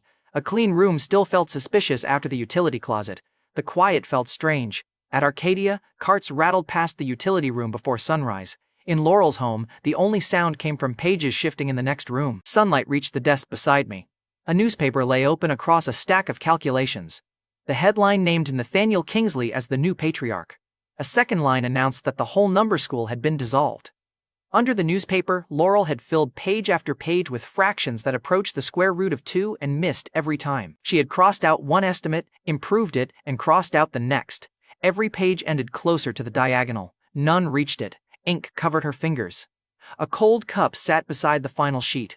Her head had left a faint crease in one page where sleep finally won. She had worked through the night. I set the headline aside and picked up her final page. Laurel could have left the devil number to me. Instead, she had filled every page she could reach before falling asleep. Footsteps dragged down the hall. Laurel appeared in the doorway wearing an oversized sleep shirt beneath a loose robe. Her hair was everywhere, her eyes were half open, and the robe's belt hung loose. Look, I was 22, newly housed and very committed to respectful eye contact. The ceiling received excellent attention. Laurel leaned against the frame. You hid an entire class of numbers from me. I introduced one number. Laurel pointed at the newspaper. One number destroyed a school. I shrugged. That school had structural issues. She stepped closer and followed my gaze upward. Why are you staring at the ceiling? Incredible craftsmanship. Laurel looked down at herself. Her sleep vanished instantly. My nose chose that exact moment to betray me. One warm drop reached my lip. Laurel slapped me across the cheek. Pervert! I sat there holding my face while she pulled the robe closed and backed into the hall. The gorgeous professor had moved me into her home, studied my mathematics all night, and slapped me before breakfast. Domestic life was moving fast. Laurel returned 2 minutes later in proper clothes. Her cheeks were still bright red. She placed a cloth against my nose. I'm sorry, that was a reflex. Your reflex has excellent form. Laurel adjusted the cloth. I thought you were staring. I admitted, I was staring. Laurel's eyes narrowed. I lifted both hands. I also don't dislike your sleepy personality. Her fingers stopped against the cloth. You don't? Laurel asked. It's less intimidating. The robe remains dangerous. Laurel pressed the cloth harder against my nose. Keep talking and I'll test the other reflex. She kept tending my nose while threatening round 2. I took that as progress. I escaped into the kitchen and decided to earn my housing with food. Earth had given me mathematics, science, and one reliable breakfast. I cracked eggs into a pan, added chopped tomatoes, and stirred them together. Laurel stood behind me with crossed arms. Tomatoes and eggs? You say that like your world has discovered seasoning. Laurel frowned at the pan. They don't belong together. I stirred the eggs. Hailey said the same thing about falling stones. Laurel moved beside me. You're comparing breakfast to natural law? I'm protecting breakfast from inherited doctrine. A drop of sauce landed on my shirt. Laurel clicked her tongue, took a cloth, and wiped the spot herself. She stood close enough that I forgot the pan for one dangerous second. Laurel noticed. Distracted again? In my defense, my professor keeps creating practical examinations. She stepped away with a smile. The eggs nearly burned while I recovered. I served the dish. Laurel inspected the plate like the tomatoes had committed fraud. Then she tasted one bite. Her fork stopped. She took a second bite, then a third. This is good, Laurel admitted. I sat opposite her. Try saying it with gratitude. Laurel pulled the serving plate closer. This is extremely good. She finished her plate and reached for another serving. I packed the remaining eggs for later and checked the time. Then I hurried out before Laurel made me explain the devil number over breakfast. My own plate stayed untouched beside the stove. By the time I reached Arcadia, my stomach reminded me that feeding the gorgeous professor was supposed to include feeding myself. My first class had already turned Nathaniel into campus entertainment. Half the room discussed the handsome dead heir who returned and took his family. The other half argued about the anonymous young genius who broke the 7 bridges claim and introduced the devil number. Hailey dropped into the seat beside me. The teddy bear bracelet still circled her wrist. She noticed me looking at it and covered the bear with her sleeve. I forgot to remove it, she muttered. You've forgotten for several days. Hailey pulled her notes over the bracelet. Tell me the exact value. Good morning to you too. The devil number, Xavier, I told her. You lost $10,000 on the last question I answered. Hailey leaned closer. I can afford another question. Before I replied, Veronica Ashcombe entered the classroom. The bold third-year senior spotted me, smiled, and sent a flying kiss across the room. Several men followed it with their eyes like she had launched a tracking spell. Hailey caught it with one hand and threw it toward the floor. Veronica laughed. Good reflexes, Hailey. Hailey's hand stayed clenched. Find another target. Veronica leaned against the desk. I did. He keeps refusing private mathematics. Every man near us looked at me with the exhausted hatred of people watching someone waste premium luck. Aria Hollowell, my old classmate from the Silvergate Mage Association, sat 2 rows away. She watched the argument, then watched me. Her attention stayed on my face while everyone else tracked Veronica. Veronica leaned over my desk. Will you finally tell me who proposed the devil number? My stomach growled loud enough to answer first. Veronica looked down. Did the national genius forget breakfast? I answered. I donated it to academic research. She pulled a wrapped piece of bread from her bag. Then accept emergency funding. I reached for it. Hailey slapped Veronica's hand aside and placed her own bread on my desk. He'll eat mine. Veronica raised one eyebrow. Did he appoint you meal supervisor? Hailey pushed her bread closer. Choose, Xavier. The classroom went quiet. Rory slowly lowered his own breakfast because even he understood the danger. A student behind us whispered that I should choose Veronica. Another immediately argued for Hailey. This had stopped being food. Two adult women had turned bread into a public choice between them, and the entire class had started taking sides. I was hungry enough to make history badly. I picked up Hailey's bread first. Hailey smiled in victory. Then I took Veronica's with my other hand and stuffed both pieces into my mouth. Hailey's smile died. Veronica's widened. I tried to chew. The bread expanded, my dignity collapsed, and breathing became a side quest. Rory slapped my back twice. I nearly launched both pieces onto the professor's desk. You could have chosen one, Hailey snapped. I swallowed with effort. I chose lunch. Veronica leaned close and wiped a crumb from my cheek with one finger. Then she licked the crumb from her fingertip while looking straight at Hailey. The entire row stopped pretending to study. Hailey stood so fast her chair scraped backward. After class, she told me, you're meeting me outside. Hailey pointed at Veronica. Alone. Veronica waved sweetly. He struggles with that word. Hailey stormed out before her fire affinity joined the debate. Rory grabbed my shoulder the second the door closed. How did you meet Veronica Ashcombe? At a mathematics exchange. Why was she wiping food from your face? I answered. Advanced mathematics. Rory stared at me. You're living a criminally unfair life. Across the room, Arya kept watching. Hailey wanted an explanation after class. Rory wanted one immediately. Arya looked like she had stopped believing my explanations entirely. The bread war followed me into the next class. Professor Laurel Hargrove walked past my desk. She placed a third piece of bread beside my notes and kept teaching as though nothing suspicious had happened. She knew I had skipped breakfast because we now lived under the same roof. Hailey noticed. Veronica noticed. Arya noticed most of all. I stared at the bread. This has become organized. My stomach wanted it. The last two pieces had nearly choked me. Rory leaned over from the next seat. Professor Hargrove feeds you now. She prevented a medical emergency. You nearly choked because two beautiful women fought over you. I said, exactly. Dangerous workplace. Rory lowered his voice. How did you meet Veronica Ashcombe? I tore off one small piece of Laurel's bread. At the Kingsley Mathematics Exchange. You mean the exchange where the anonymous genius humiliated the Kingsley family? I attended for the buffet. Rory stared at me, then at the bread. My first answer sounded suspicious. Food made it believable enough to delay him. A pink-haired classmate turned in her seat. She had spent the morning collecting every rumor about the devil-number genius. You were at Kingsley Estate, she said. Who was the young mathematician? I told her. I missed the reveal. The classmate tilted her head. How? I swallowed the bread and chose the least dignified excuse available. I answered, diarrhea. The classmate blinked. Rory covered his face. I continued because retreat had become impossible. Very aggressive. Terrible timing. I spent the important part fighting for my life. She looked disappointed for 1 second. Then she leaned closer. You could tutor me instead, she offered. My family has a mansion near the college. We'd have privacy. Rory slowly looked from her to me. That invitation contains almost no mathematics. The classmate smiled. You can come too, Rory.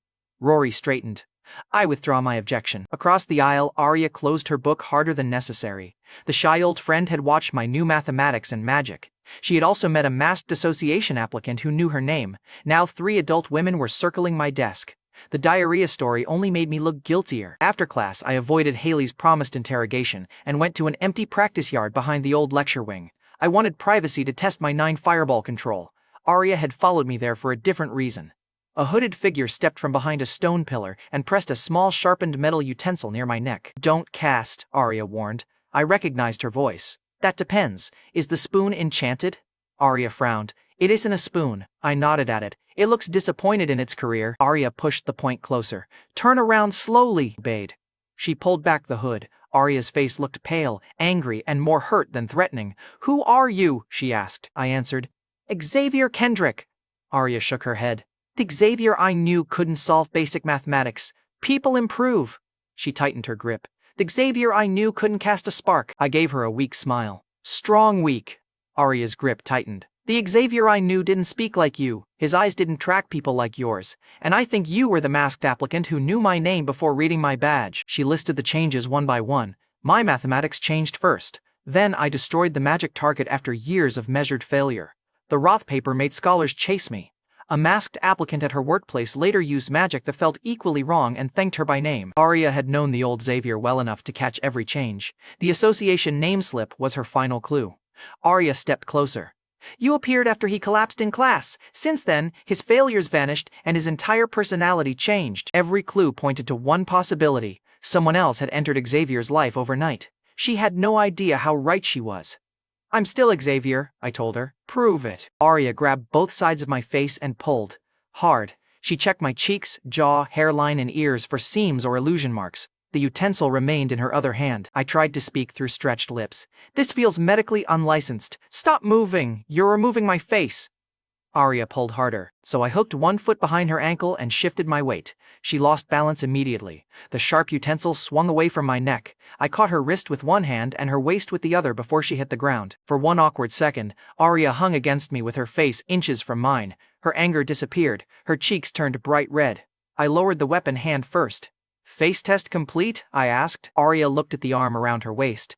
You can let go. Kept my grip. You're still falling. Arya planted one foot. I stopped falling. I glanced at my arm. Because I'm holding you. Her eyes narrowed again. Good. The Arya I recognized had returned. I set her upright and kept control of her wrist until she opened her fingers. The metal utensil dropped onto the grass. She touched my cheek where she had pulled it. Your face is real. Wonderful news. Arya checked me again. Your body is real too. I raised an eyebrow. That sounded personal. Arya looked away. You know what I mean. The face test ruled out a disguise. The harder question remained. I could not tell her that an Earth teacher's consciousness had awakened inside her friend.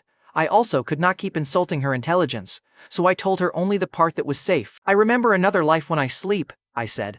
A magicless world where I taught mathematics and people traveled among the stars. Arya's eyes returned to mine. She lowered her voice. A dream can't teach you the Roth problem. Mine lasted long enough to feel like years. That part was true. I continued carefully. Some of Xavier's memories are clear, others are missing. I remember his mother, his father, you, Rory, and the utility room. I remember the other world just as clearly. Arya watched my face through the entire answer. The old Xavier used to describe a world without magic, she said. He said people would become stronger through knowledge instead. That memory belonged to the body, and I had not reached it clearly until she said it. Arya looked at the dropped utensil.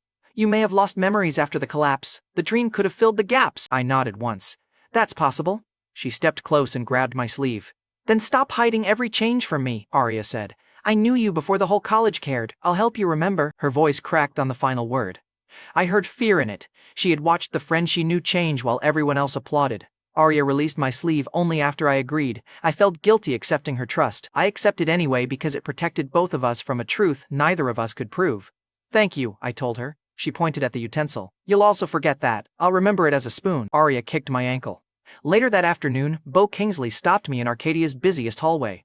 Students still moved aside around him. His family had lost its old patriarch, its school, and most of its public dignity. Bo still wore the expensive uniform. His jaw stayed locked. He stopped in front of me, his hands curled once at his sides. Then he forced them flat against his coat. Then Bo bowed. The hallway went silent. A first year carrying books stopped mid-step. Two upper years who had once moved aside for Bo stayed exactly where they were. Rory emerged from a classroom and stopped dead.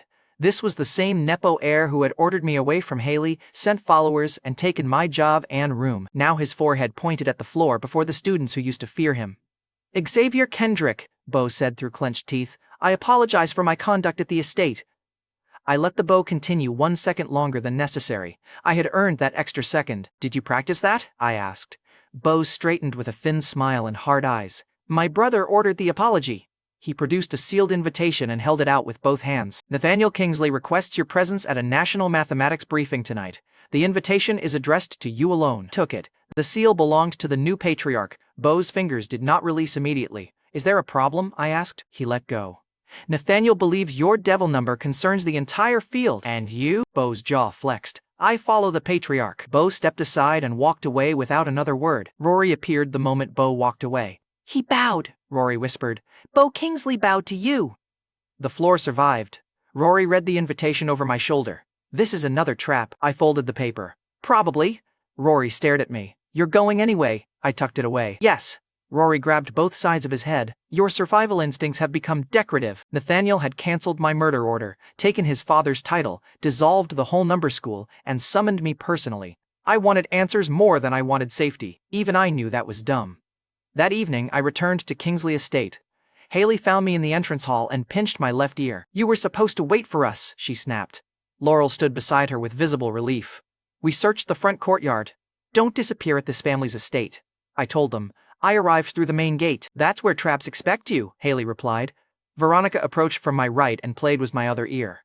He has two, Veronica said. You're being greedy. Hailey tightened her grip. Release him, Veronica smiled. You first. I stood between two gorgeous adult women conducting a custody dispute over my ears. Laurel watched her academic delegation lose all dignity. Laurel finally slapped both hands away. We're here for Nathaniel's briefing, she ordered. Xavier needs both ears to hear it. Hailey moved to my left. Veronica claimed my right. Laurel walked ahead before either woman grabbed anything else. Then she marched all of us through the briefing doors. The Seven Bridges painting was gone. Laurel and I stood before a bare rectangle on the entrance hall wall where the Kingsleys had displayed their greatest achievement for generations. She looked up at the empty frame. Nathaniel must have removed it, she said. I looked at her. You knew him? He was my classmate. Laurel kept her eyes on the wall. He cared about mathematics more than anyone I knew. Arcadia planned to hire him after graduation. Then he vanished 3 years ago. I watched her expression. Did you think he was dead? Laurel took a moment before answering. After the first year, everyone did. Hailey reached for Laurel's hand, then stopped when Laurel straightened on her own. Laurel kept her eyes on the empty wall. Now I knew why she had studied the newspaper so carefully. The new patriarch was the classmate she had lost. Hailey glanced between us. He never contacted you? Nothing, Laurel answered. Veronica's smile faded. Then tonight's confession is personal for half this room. The briefing hall beyond us was packed with scholars, college officials, and prominent families. Everyone who entered saw the bare wall before they saw Nathaniel. Nathaniel kept us waiting several more minutes. Nathaniel later admitted that delay was deliberate. In the side room, he told Bo that anticipation improved any entrance and compared the timing to a date. Bo did not laugh, according to Nathaniel. Nathaniel also told Bo, whose hands stayed locked at his sides, I'm not our father. Bo stopped arguing and stood behind his brother. Then Nathaniel asked one question. Did Xavier come? Bo answered yes. Nathaniel told the attendants to open the doors. The main doors opened before anyone around me started another rumor. Nathaniel Kingsley entered alone. He wore the family seal that the old patriarch had controlled days earlier. Bo followed several steps behind him and kept his eyes down. Nathaniel reached the center platform, faced the room, and bowed. My name is Nathaniel Kingsley, he began. I am the new patriarch. Before this family asks for trust, I will explain the history it concealed. He skipped the welcome and named the family's hidden history immediately. A servant placed one old letter on the table beside him. The letter confirmed what my bridge proof had already shown. The root could never exist. Now the room was about to hear why the Kingsleys had defended it for generations. The first Kingsley patriarch wrote this after the original bridge walk, Nathaniel said. He read only the necessary lines. The founder believed he had crossed all 7 bridges exactly once and returned to his starting point. Later, he reconstructed the walk and discovered that his memory had skipped one repeated crossing. The famous route had been a human mistake. Nathaniel paused. Bo stared at the floor. Laurel's fingers tightened around her notes, and several older scholars turned toward the empty frame. Then Nathaniel read the final correction.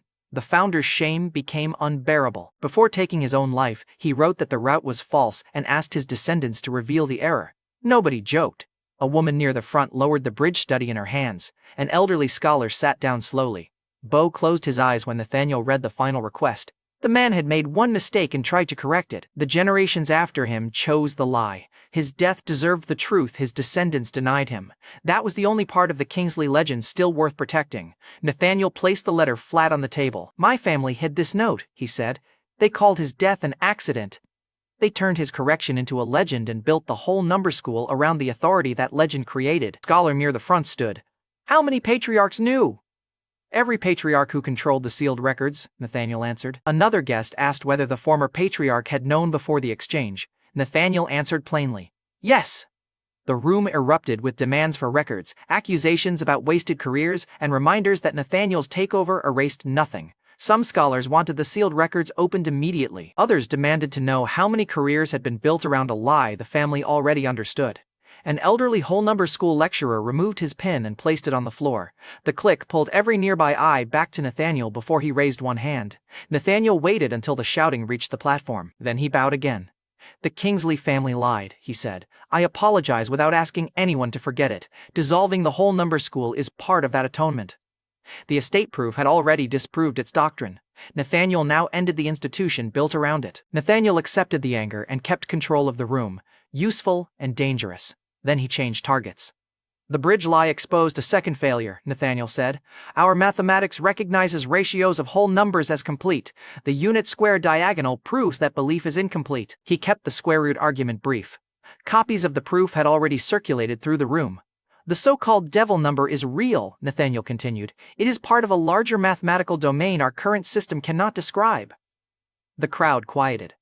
Pens started moving across the front row. The devil number had been treated like forbidden nonsense. Nathaniel called it a legitimate branch of mathematics that scholars now had to develop. Then he explained how he found me.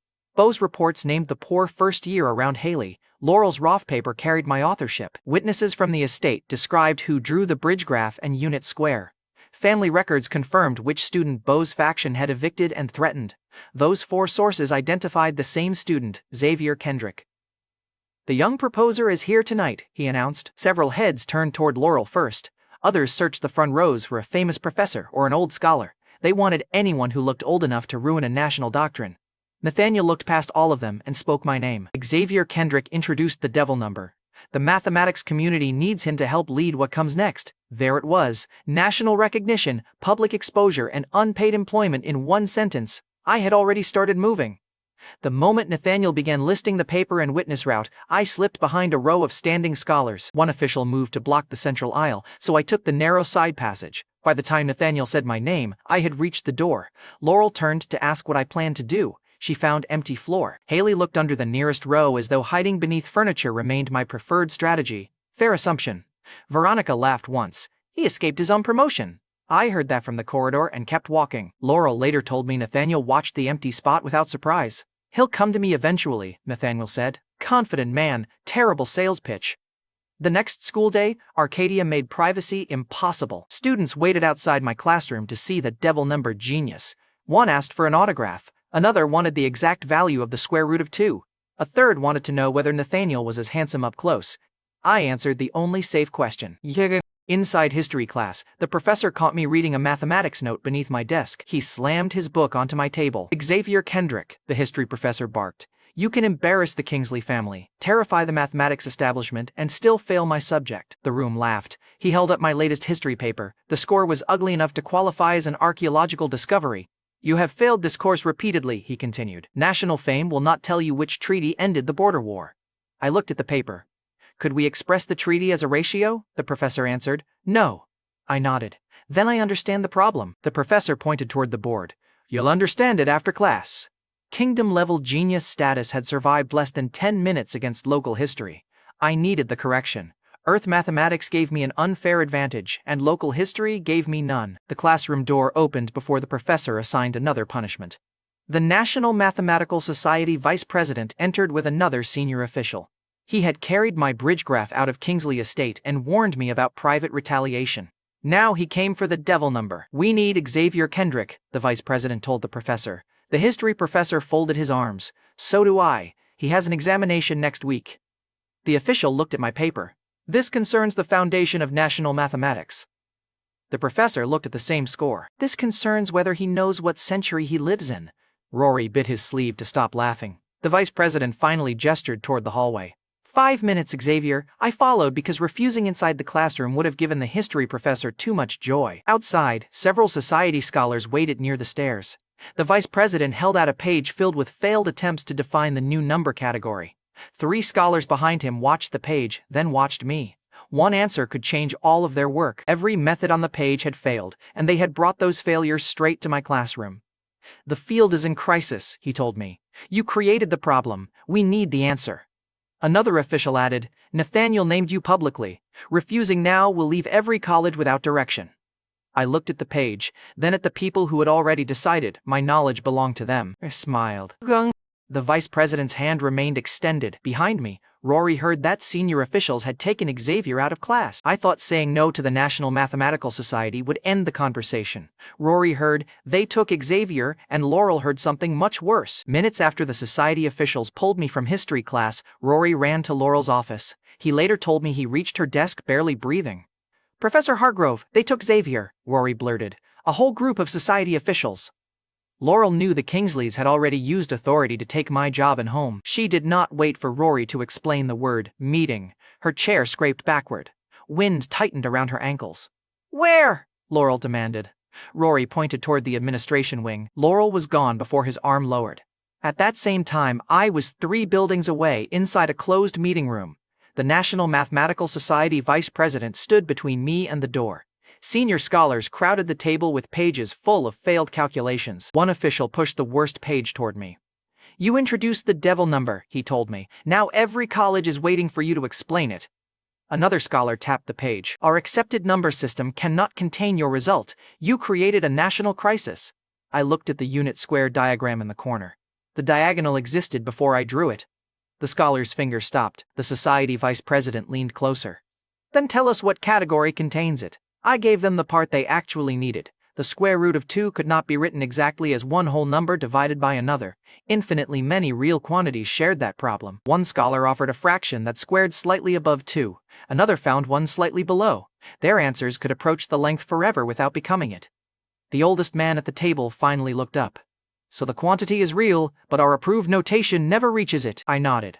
"Exactly." That explanation took less than a minute. Then the officials started demanding everything else. 3 notebooks opened at once. The officials had stopped asking whether the category existed and started arguing over who should control it.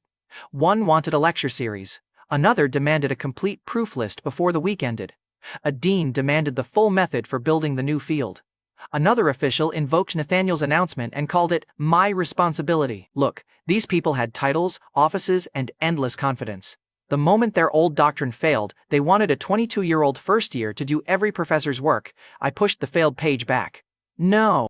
The vice president's jaw tightened. "Xavier, this is larger than your personal preference," I cut in. "It became personal when you pulled me out of class and surrounded me." One scholar moved his chair closer to the door. Another placed both palms on the table as though pressure could improve my generosity. I pointed at their failed work. "You spent generations calling real quantities forbidden because your books lacked the right fractions. I gave you the principle. Prove the rest yourselves." The dean frowned.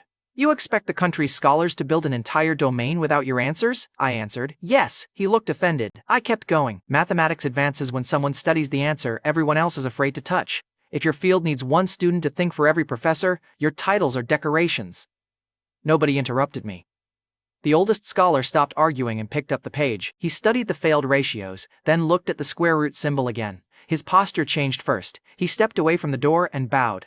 The oldest scholar admitted, "We pressured you because we were frightened. That was beneath us." The dean slowly closed his blank notebook. The society vice president lowered his head next. "We asked for dependence and called it guidance. I apologize. Thank you for giving us the principle."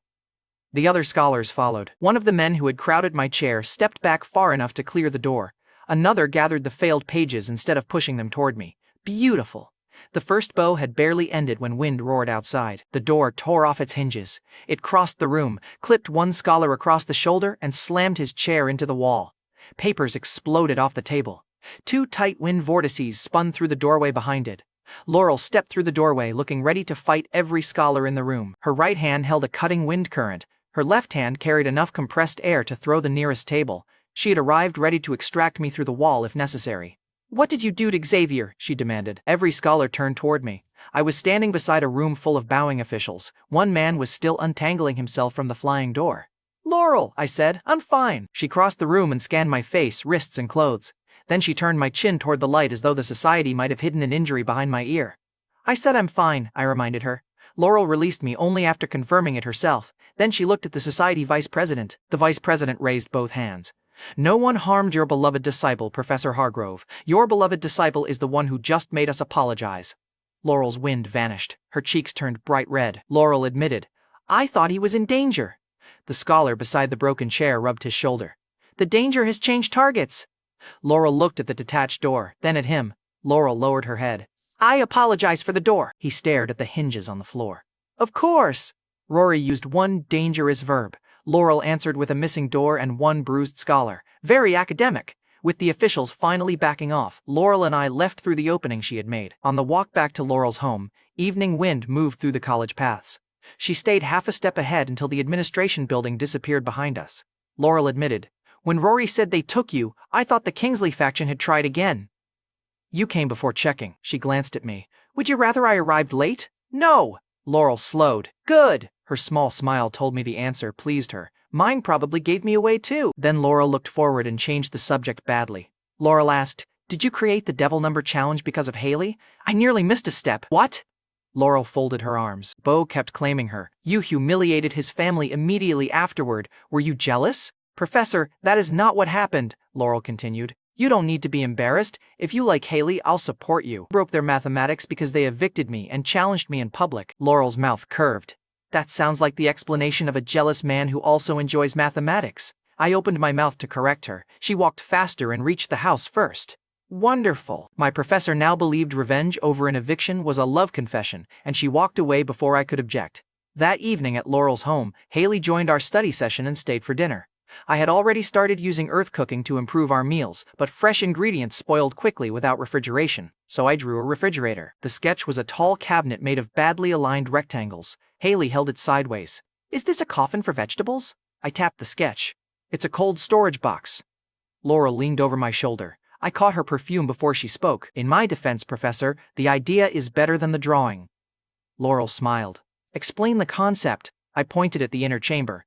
Keep the inside cold, move heat away from the food. A water mage could make the first version with ice. Laurel lifted one hand. Water rose from the pitcher beside us. It wrapped around the wooden storage cabinet in clear bands, then froze into a smooth shell. Laurel shaped a narrow inner shelf, sealed the lower compartment, and left a small gap for cold air to circulate. Frost spread across the cabinet door. Cold air spilled across the table and turned the outside of Hailey's cup white. Hailey stopped mocking the sketch. She touched the ice, pulled her finger back, then checked Laurel's face as though a hidden second affinity required a formal complaint. I stared at Laurel. You can use water. Wind is my main affinity, Laurel answered. Water is the second. Most mages spent years mastering one affinity. Dual-element users were rare enough to attract powerful families and national institutions. Laurel had just built my ugly refrigerator before the explanation finished. I touched the ice. It was solid and evenly shaped. Why is someone with this much power teaching mathematics at Arcadia? I asked. Laurel's smile disappeared. For 1 second, the room felt colder than the ice cabinet. Then she turned toward the stove. Your dinner is getting cold. Left the question alone. Hailey looked between us, caught the change in Laurel's face, and chose the food instead. She inspected the Earth-style dish I placed on the table. I'd rather starve, Hailey announced. Laurel took one bite and kept eating. Hailey waited 5 seconds, tried a small portion, and then emptied half the serving bowl onto her plate. I watched her take another bite. Starvation appears delayed. Her hand shot across the table and caught my ear. Mention this again and the delay becomes permanent. Hailey's ear tax remained Arcadia's most reliable financial system. Laurel laughed. You two make a good match. We do not, Hailey snapped. We absolutely do not, I added at the same time. Laurel's smile widened. Very convincing. After dinner, Laurel asked which element Hailey planned to specialize in. Fire, Hailey answered immediately. Obviously. Then Laurel looked at me. And you? I answered. All four. Hailey laughed so hard she nearly dropped her cup. Laurel did not. She stepped closer and studied the spiritual energy around me. Her expression sharpened the same way it had over my first mathematics proof. Your energy is unusually dense, Laurel said. It does not settle cleanly into one affinity. Hailey's laughter faded. Laurel placed 2 fingers near my wrist and checked again. A faint current moved around my sleeve while the water in her glass trembled. Fire is confirmed, Laurel said. Your response to the other elements is abnormal. All 4 may actually be possible. Hailey stared at me. You learned 9 fireballs in 1 attempt. Now you want every element too? I answered. I like complete collections. Hailey groaned. You are exhausting, reminded her. You volunteered to keep coming back. Hailey reached toward my ear. I leaned away before the tax office reopened. Laurel released my wrist. You guide my mathematics. I'll guide your magic. I smiled. Deal. Before advanced spells, Laurel warned, we expose the weakness every confident mage forgets. She looked toward Hailey. The next lesson would be close combat. The next evening, Laurel brought Hailey and me to Arcadia's empty practice hall for my first close combat lesson. She stated the weakness in 1 sentence. A mage who needs gestures and an incantation can be struck before the spell exists. Hailey rolled one shoulder and stepped onto the mat. I trained in close combat at home. I'll demonstrate. She looked far too happy about that word. Laurel faced me. No attack magic. Defend yourself and create an opening.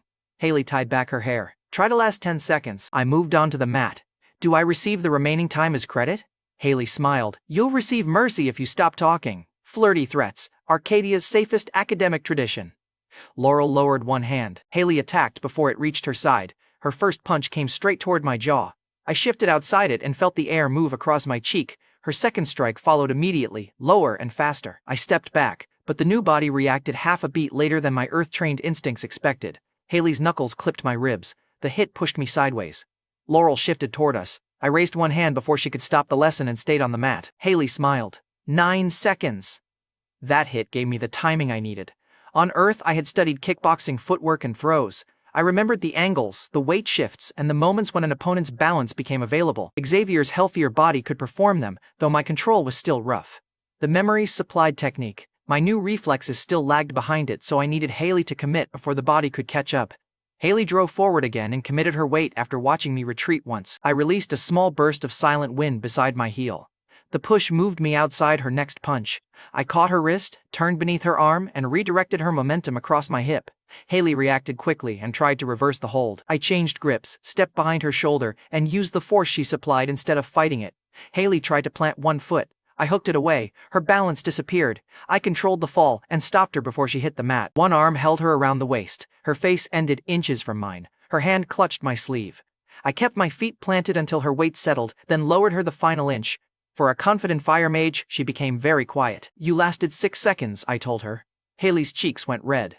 Release me, I asked. Is that surrender? Hailey answered. It's a warning. Laurel walked closer. Where did you learn that movement? I answered. My hometown. It was the safest answer available. Earth was technically very far from Silvergate. Hailey twisted in my grip. Your hometown also taught you to hold women this long? I released her immediately. Too late. Her fingers caught my ear. Hailey's ear tax had entered combat training. You cheated with wind, she accused while pulling. I reminded her. Laurel said no attack magic. That wind attacked nobody. Hailey snapped. It attacked my dignity. Answered. That sounds fragile. She pulled harder. Laurel separated us while trying not to laugh. The technique counts. Xavier used movement, timing, and a non-damaging burst. Hailey crossed her arms. Then let him try it on someone better. Laurel looked at me. Gladly. That should have warned me. Instead, beating Hailey made me stupidly confident for exactly 1 minute. Laurel stepped onto the mat and removed her outer coat. Her fitted training clothes cost me a full second of concentration. She noticed my eyes pause. Ready? Laurel asked. I answered. In my defense, you changed the difficulty without warning. Her eyebrow rose. Ready? Lifted both hands. Ready? Hailey stopped rubbing her ear and watched without blinking. Laurel's stance looked almost lazy. Laurel moved once. I released the same wind burst that had beaten Hailey and stepped toward Laurel's outside angle. Laurel shifted half a foot. My hand closed on empty air. I watched her shoulder, expecting a straight strike. Her lead hand redirected my guard. The other touched the side of my neck with precise force. The room tilted. My knees folded before I could read the opening. The wind I had summoned scattered harmlessly across the floor. Laurel caught me against her before my head reached the mat. One arm supported my shoulders while the other checked my pulse. She looked calm. Hailey looked personally offended on my behalf. Her catch was gentler than the strike. That detail reached me a moment before everything went dark. I had defeated Hailey using timing, wind, and earth technique. Laurel ended the entire performance with one clean strike. Adult mentor difficulty. Unlocked violently. Sound disappeared first, then light. When my hearing began returning, I was still lying against Laurel. Voices reached me in broken pieces. Hailey sounded angry. You hit him too hard, Laurel answered more softly. You're worried. Hailey denied it. I am not, Laurel pointed out. You ran over before he touched the floor. Hailey scoffed. That proves I have reflexes. Laurel, Hailey warned. Their voices faded beneath the ringing, then returned as my hearing cleared. Hailey went still. Laurel kept one hand beneath my shoulder and kept her voice low. Laurel told her, I know you like him, I'm the same. The ringing swallowed the rest. I heard enough to suspect real attraction, nowhere near enough to call it a confession. My brain chose that exact moment to reboot badly. I reached for support and tried to sit up. My hand closed against the front of Laurel's dress. The practice hall went silent.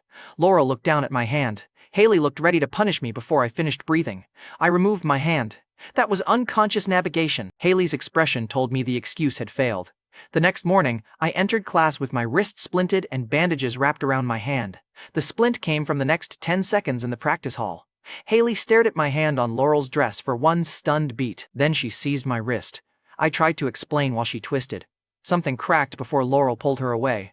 Laurel's face changed. Hailey released me a second too late. Laurel had shouted, "He just woke up!" Hailey snapped. "He woke up with criminal instincts." Laurel pulled Hailey away before she could twist again. That was how romantic progress became a medical expense. My neck still hurt from Laurel's strike. My wrist hurt more from Hailey's interpretation. Laurel's strike left the bigger question than the bruises. Her mathematics, dual magic, and combat skill suggested elite training before Arcadia, but she still refused to explain why she stayed there. Rory arrived beside my desk with both hands hidden behind his back. "I learned it," he announced. "Learned what?" He revealed 2 tiny fireballs floating above his palms. One was the size of a grape, the other looked nervous about qualifying as fire. Rory grinned.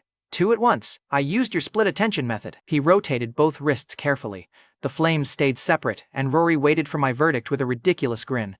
He had gone from 1 struggling flame to 2 controlled flames. The improvement was real. My expectations had simply been damaged by Hailey's 9 and my own ridiculous output. "I kept that part inside. That's double your previous count," I told him. "Hold them steady." Rory focused. Both flames stopped wobbling. "Give each one a separate job," I told him. "The left flame holds position. The right flame follows your thumb." He moved his thumb. The right flame drifted with it while the left stayed above his palm.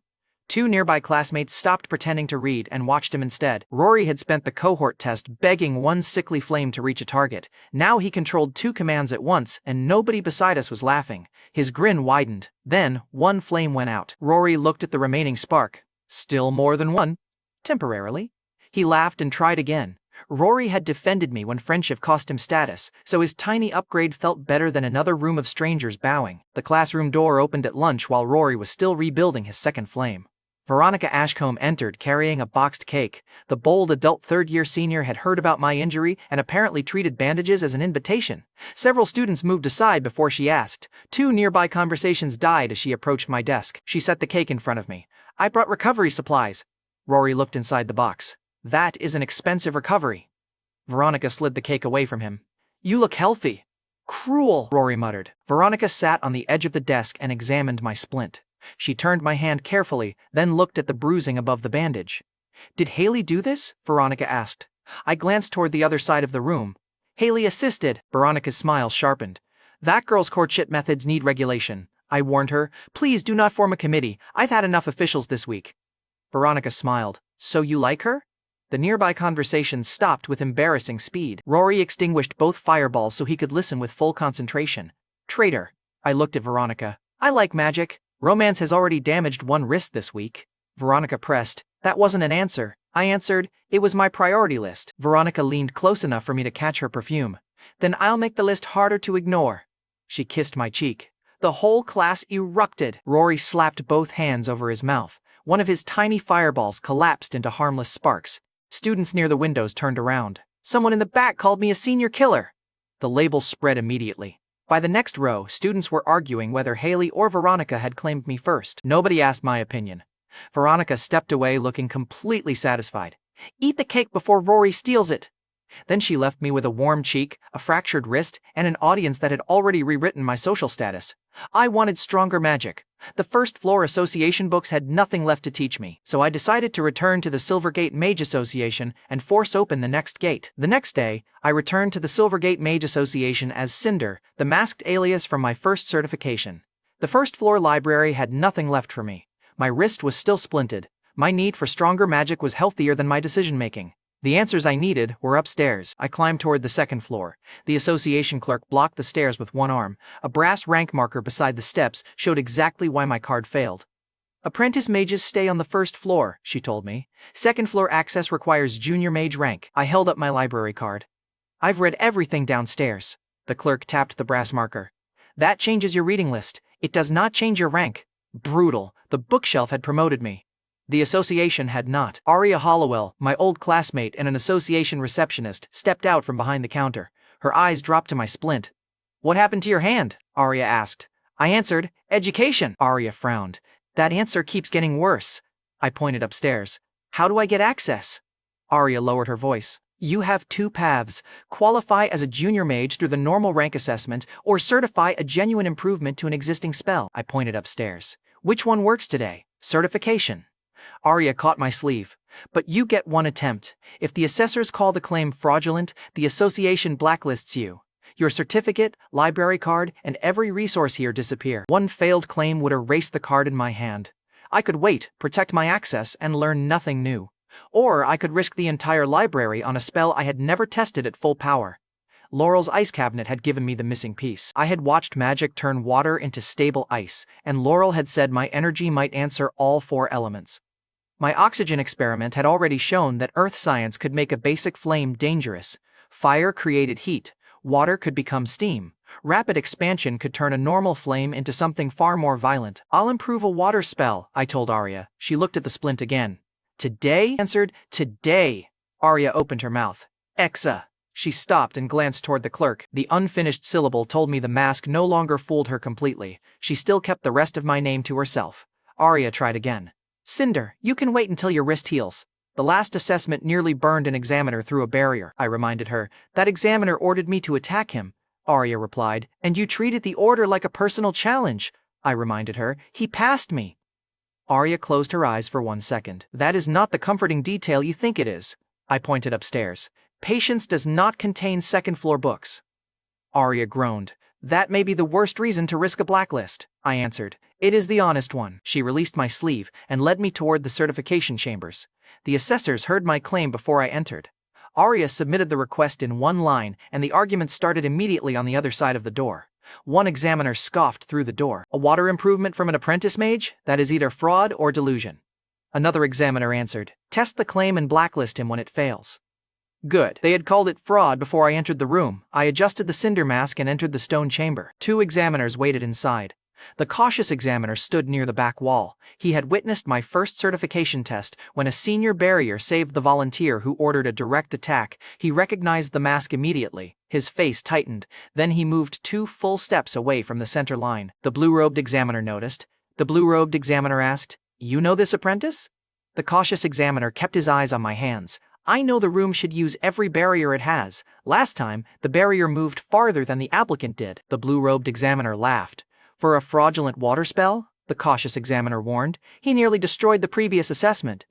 The blue-robed examiner looked me over, saw the plain clothes and splinted wrist, and made the classic mistake. He walked around me once and inspected the apprentice mark on my card. Then he glanced at Arya as though she had wasted everyone's time. He smirked at the cautious examiner's warning. The blue-robed examiner turned on him. Stand back if you're scared. Then he walked into the center of the chamber and faced me. Cinder, attack me directly. I'll judge the improvement myself. There it was. The examiner volunteer program had found its final member. Arya remained beside the door. A target would be safer. The blue-robed examiner waved her off. If this apprentice can make me move, I'll consider the claim. The cautious examiner activated the outer barrier without being asked. Smart man, personal growth. I raised both hands. The splinted wrist protested. Silent casting required no gesture, so pain only made the pose uglier. Cold gathered above my left palm. Water condensed from the air, twisted into a clear sphere, and froze around its edges. The blue-robed examiner stopped smiling for half a second. Then fire appeared above my right hand. The 2 elements pulled against each other. I held them apart and drew more ambient energy into both. The frozen sphere cracked. Liquid water rushed through the center while the flame compressed brighter and hotter. Frost spread across my sleeve on one side. Heat rippled across the splint on the other. The 2 forces fought for control, and I forced both into the narrow space between my palms. The pressure began pushing against my arms before the spell had a direction. The cautious examiner stepped behind his barrier. The blue-robed examiner stayed in place after mocking caution in front of everyone.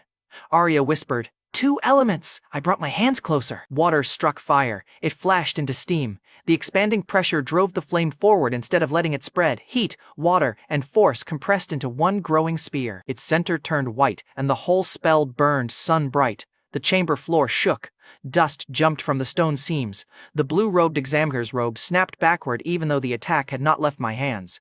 The cautious examiner shouted, Strengthen the barrier! Runes along the walls lit at once. The blue-robed examiner finally raised both arms. The blue-robed examiner shouted, Wait! He had ordered the attack. I obeyed. The steam-propelled fireball launched. The examiner's confidence disappeared before the impact. Then, the entire test room vanished inside white light.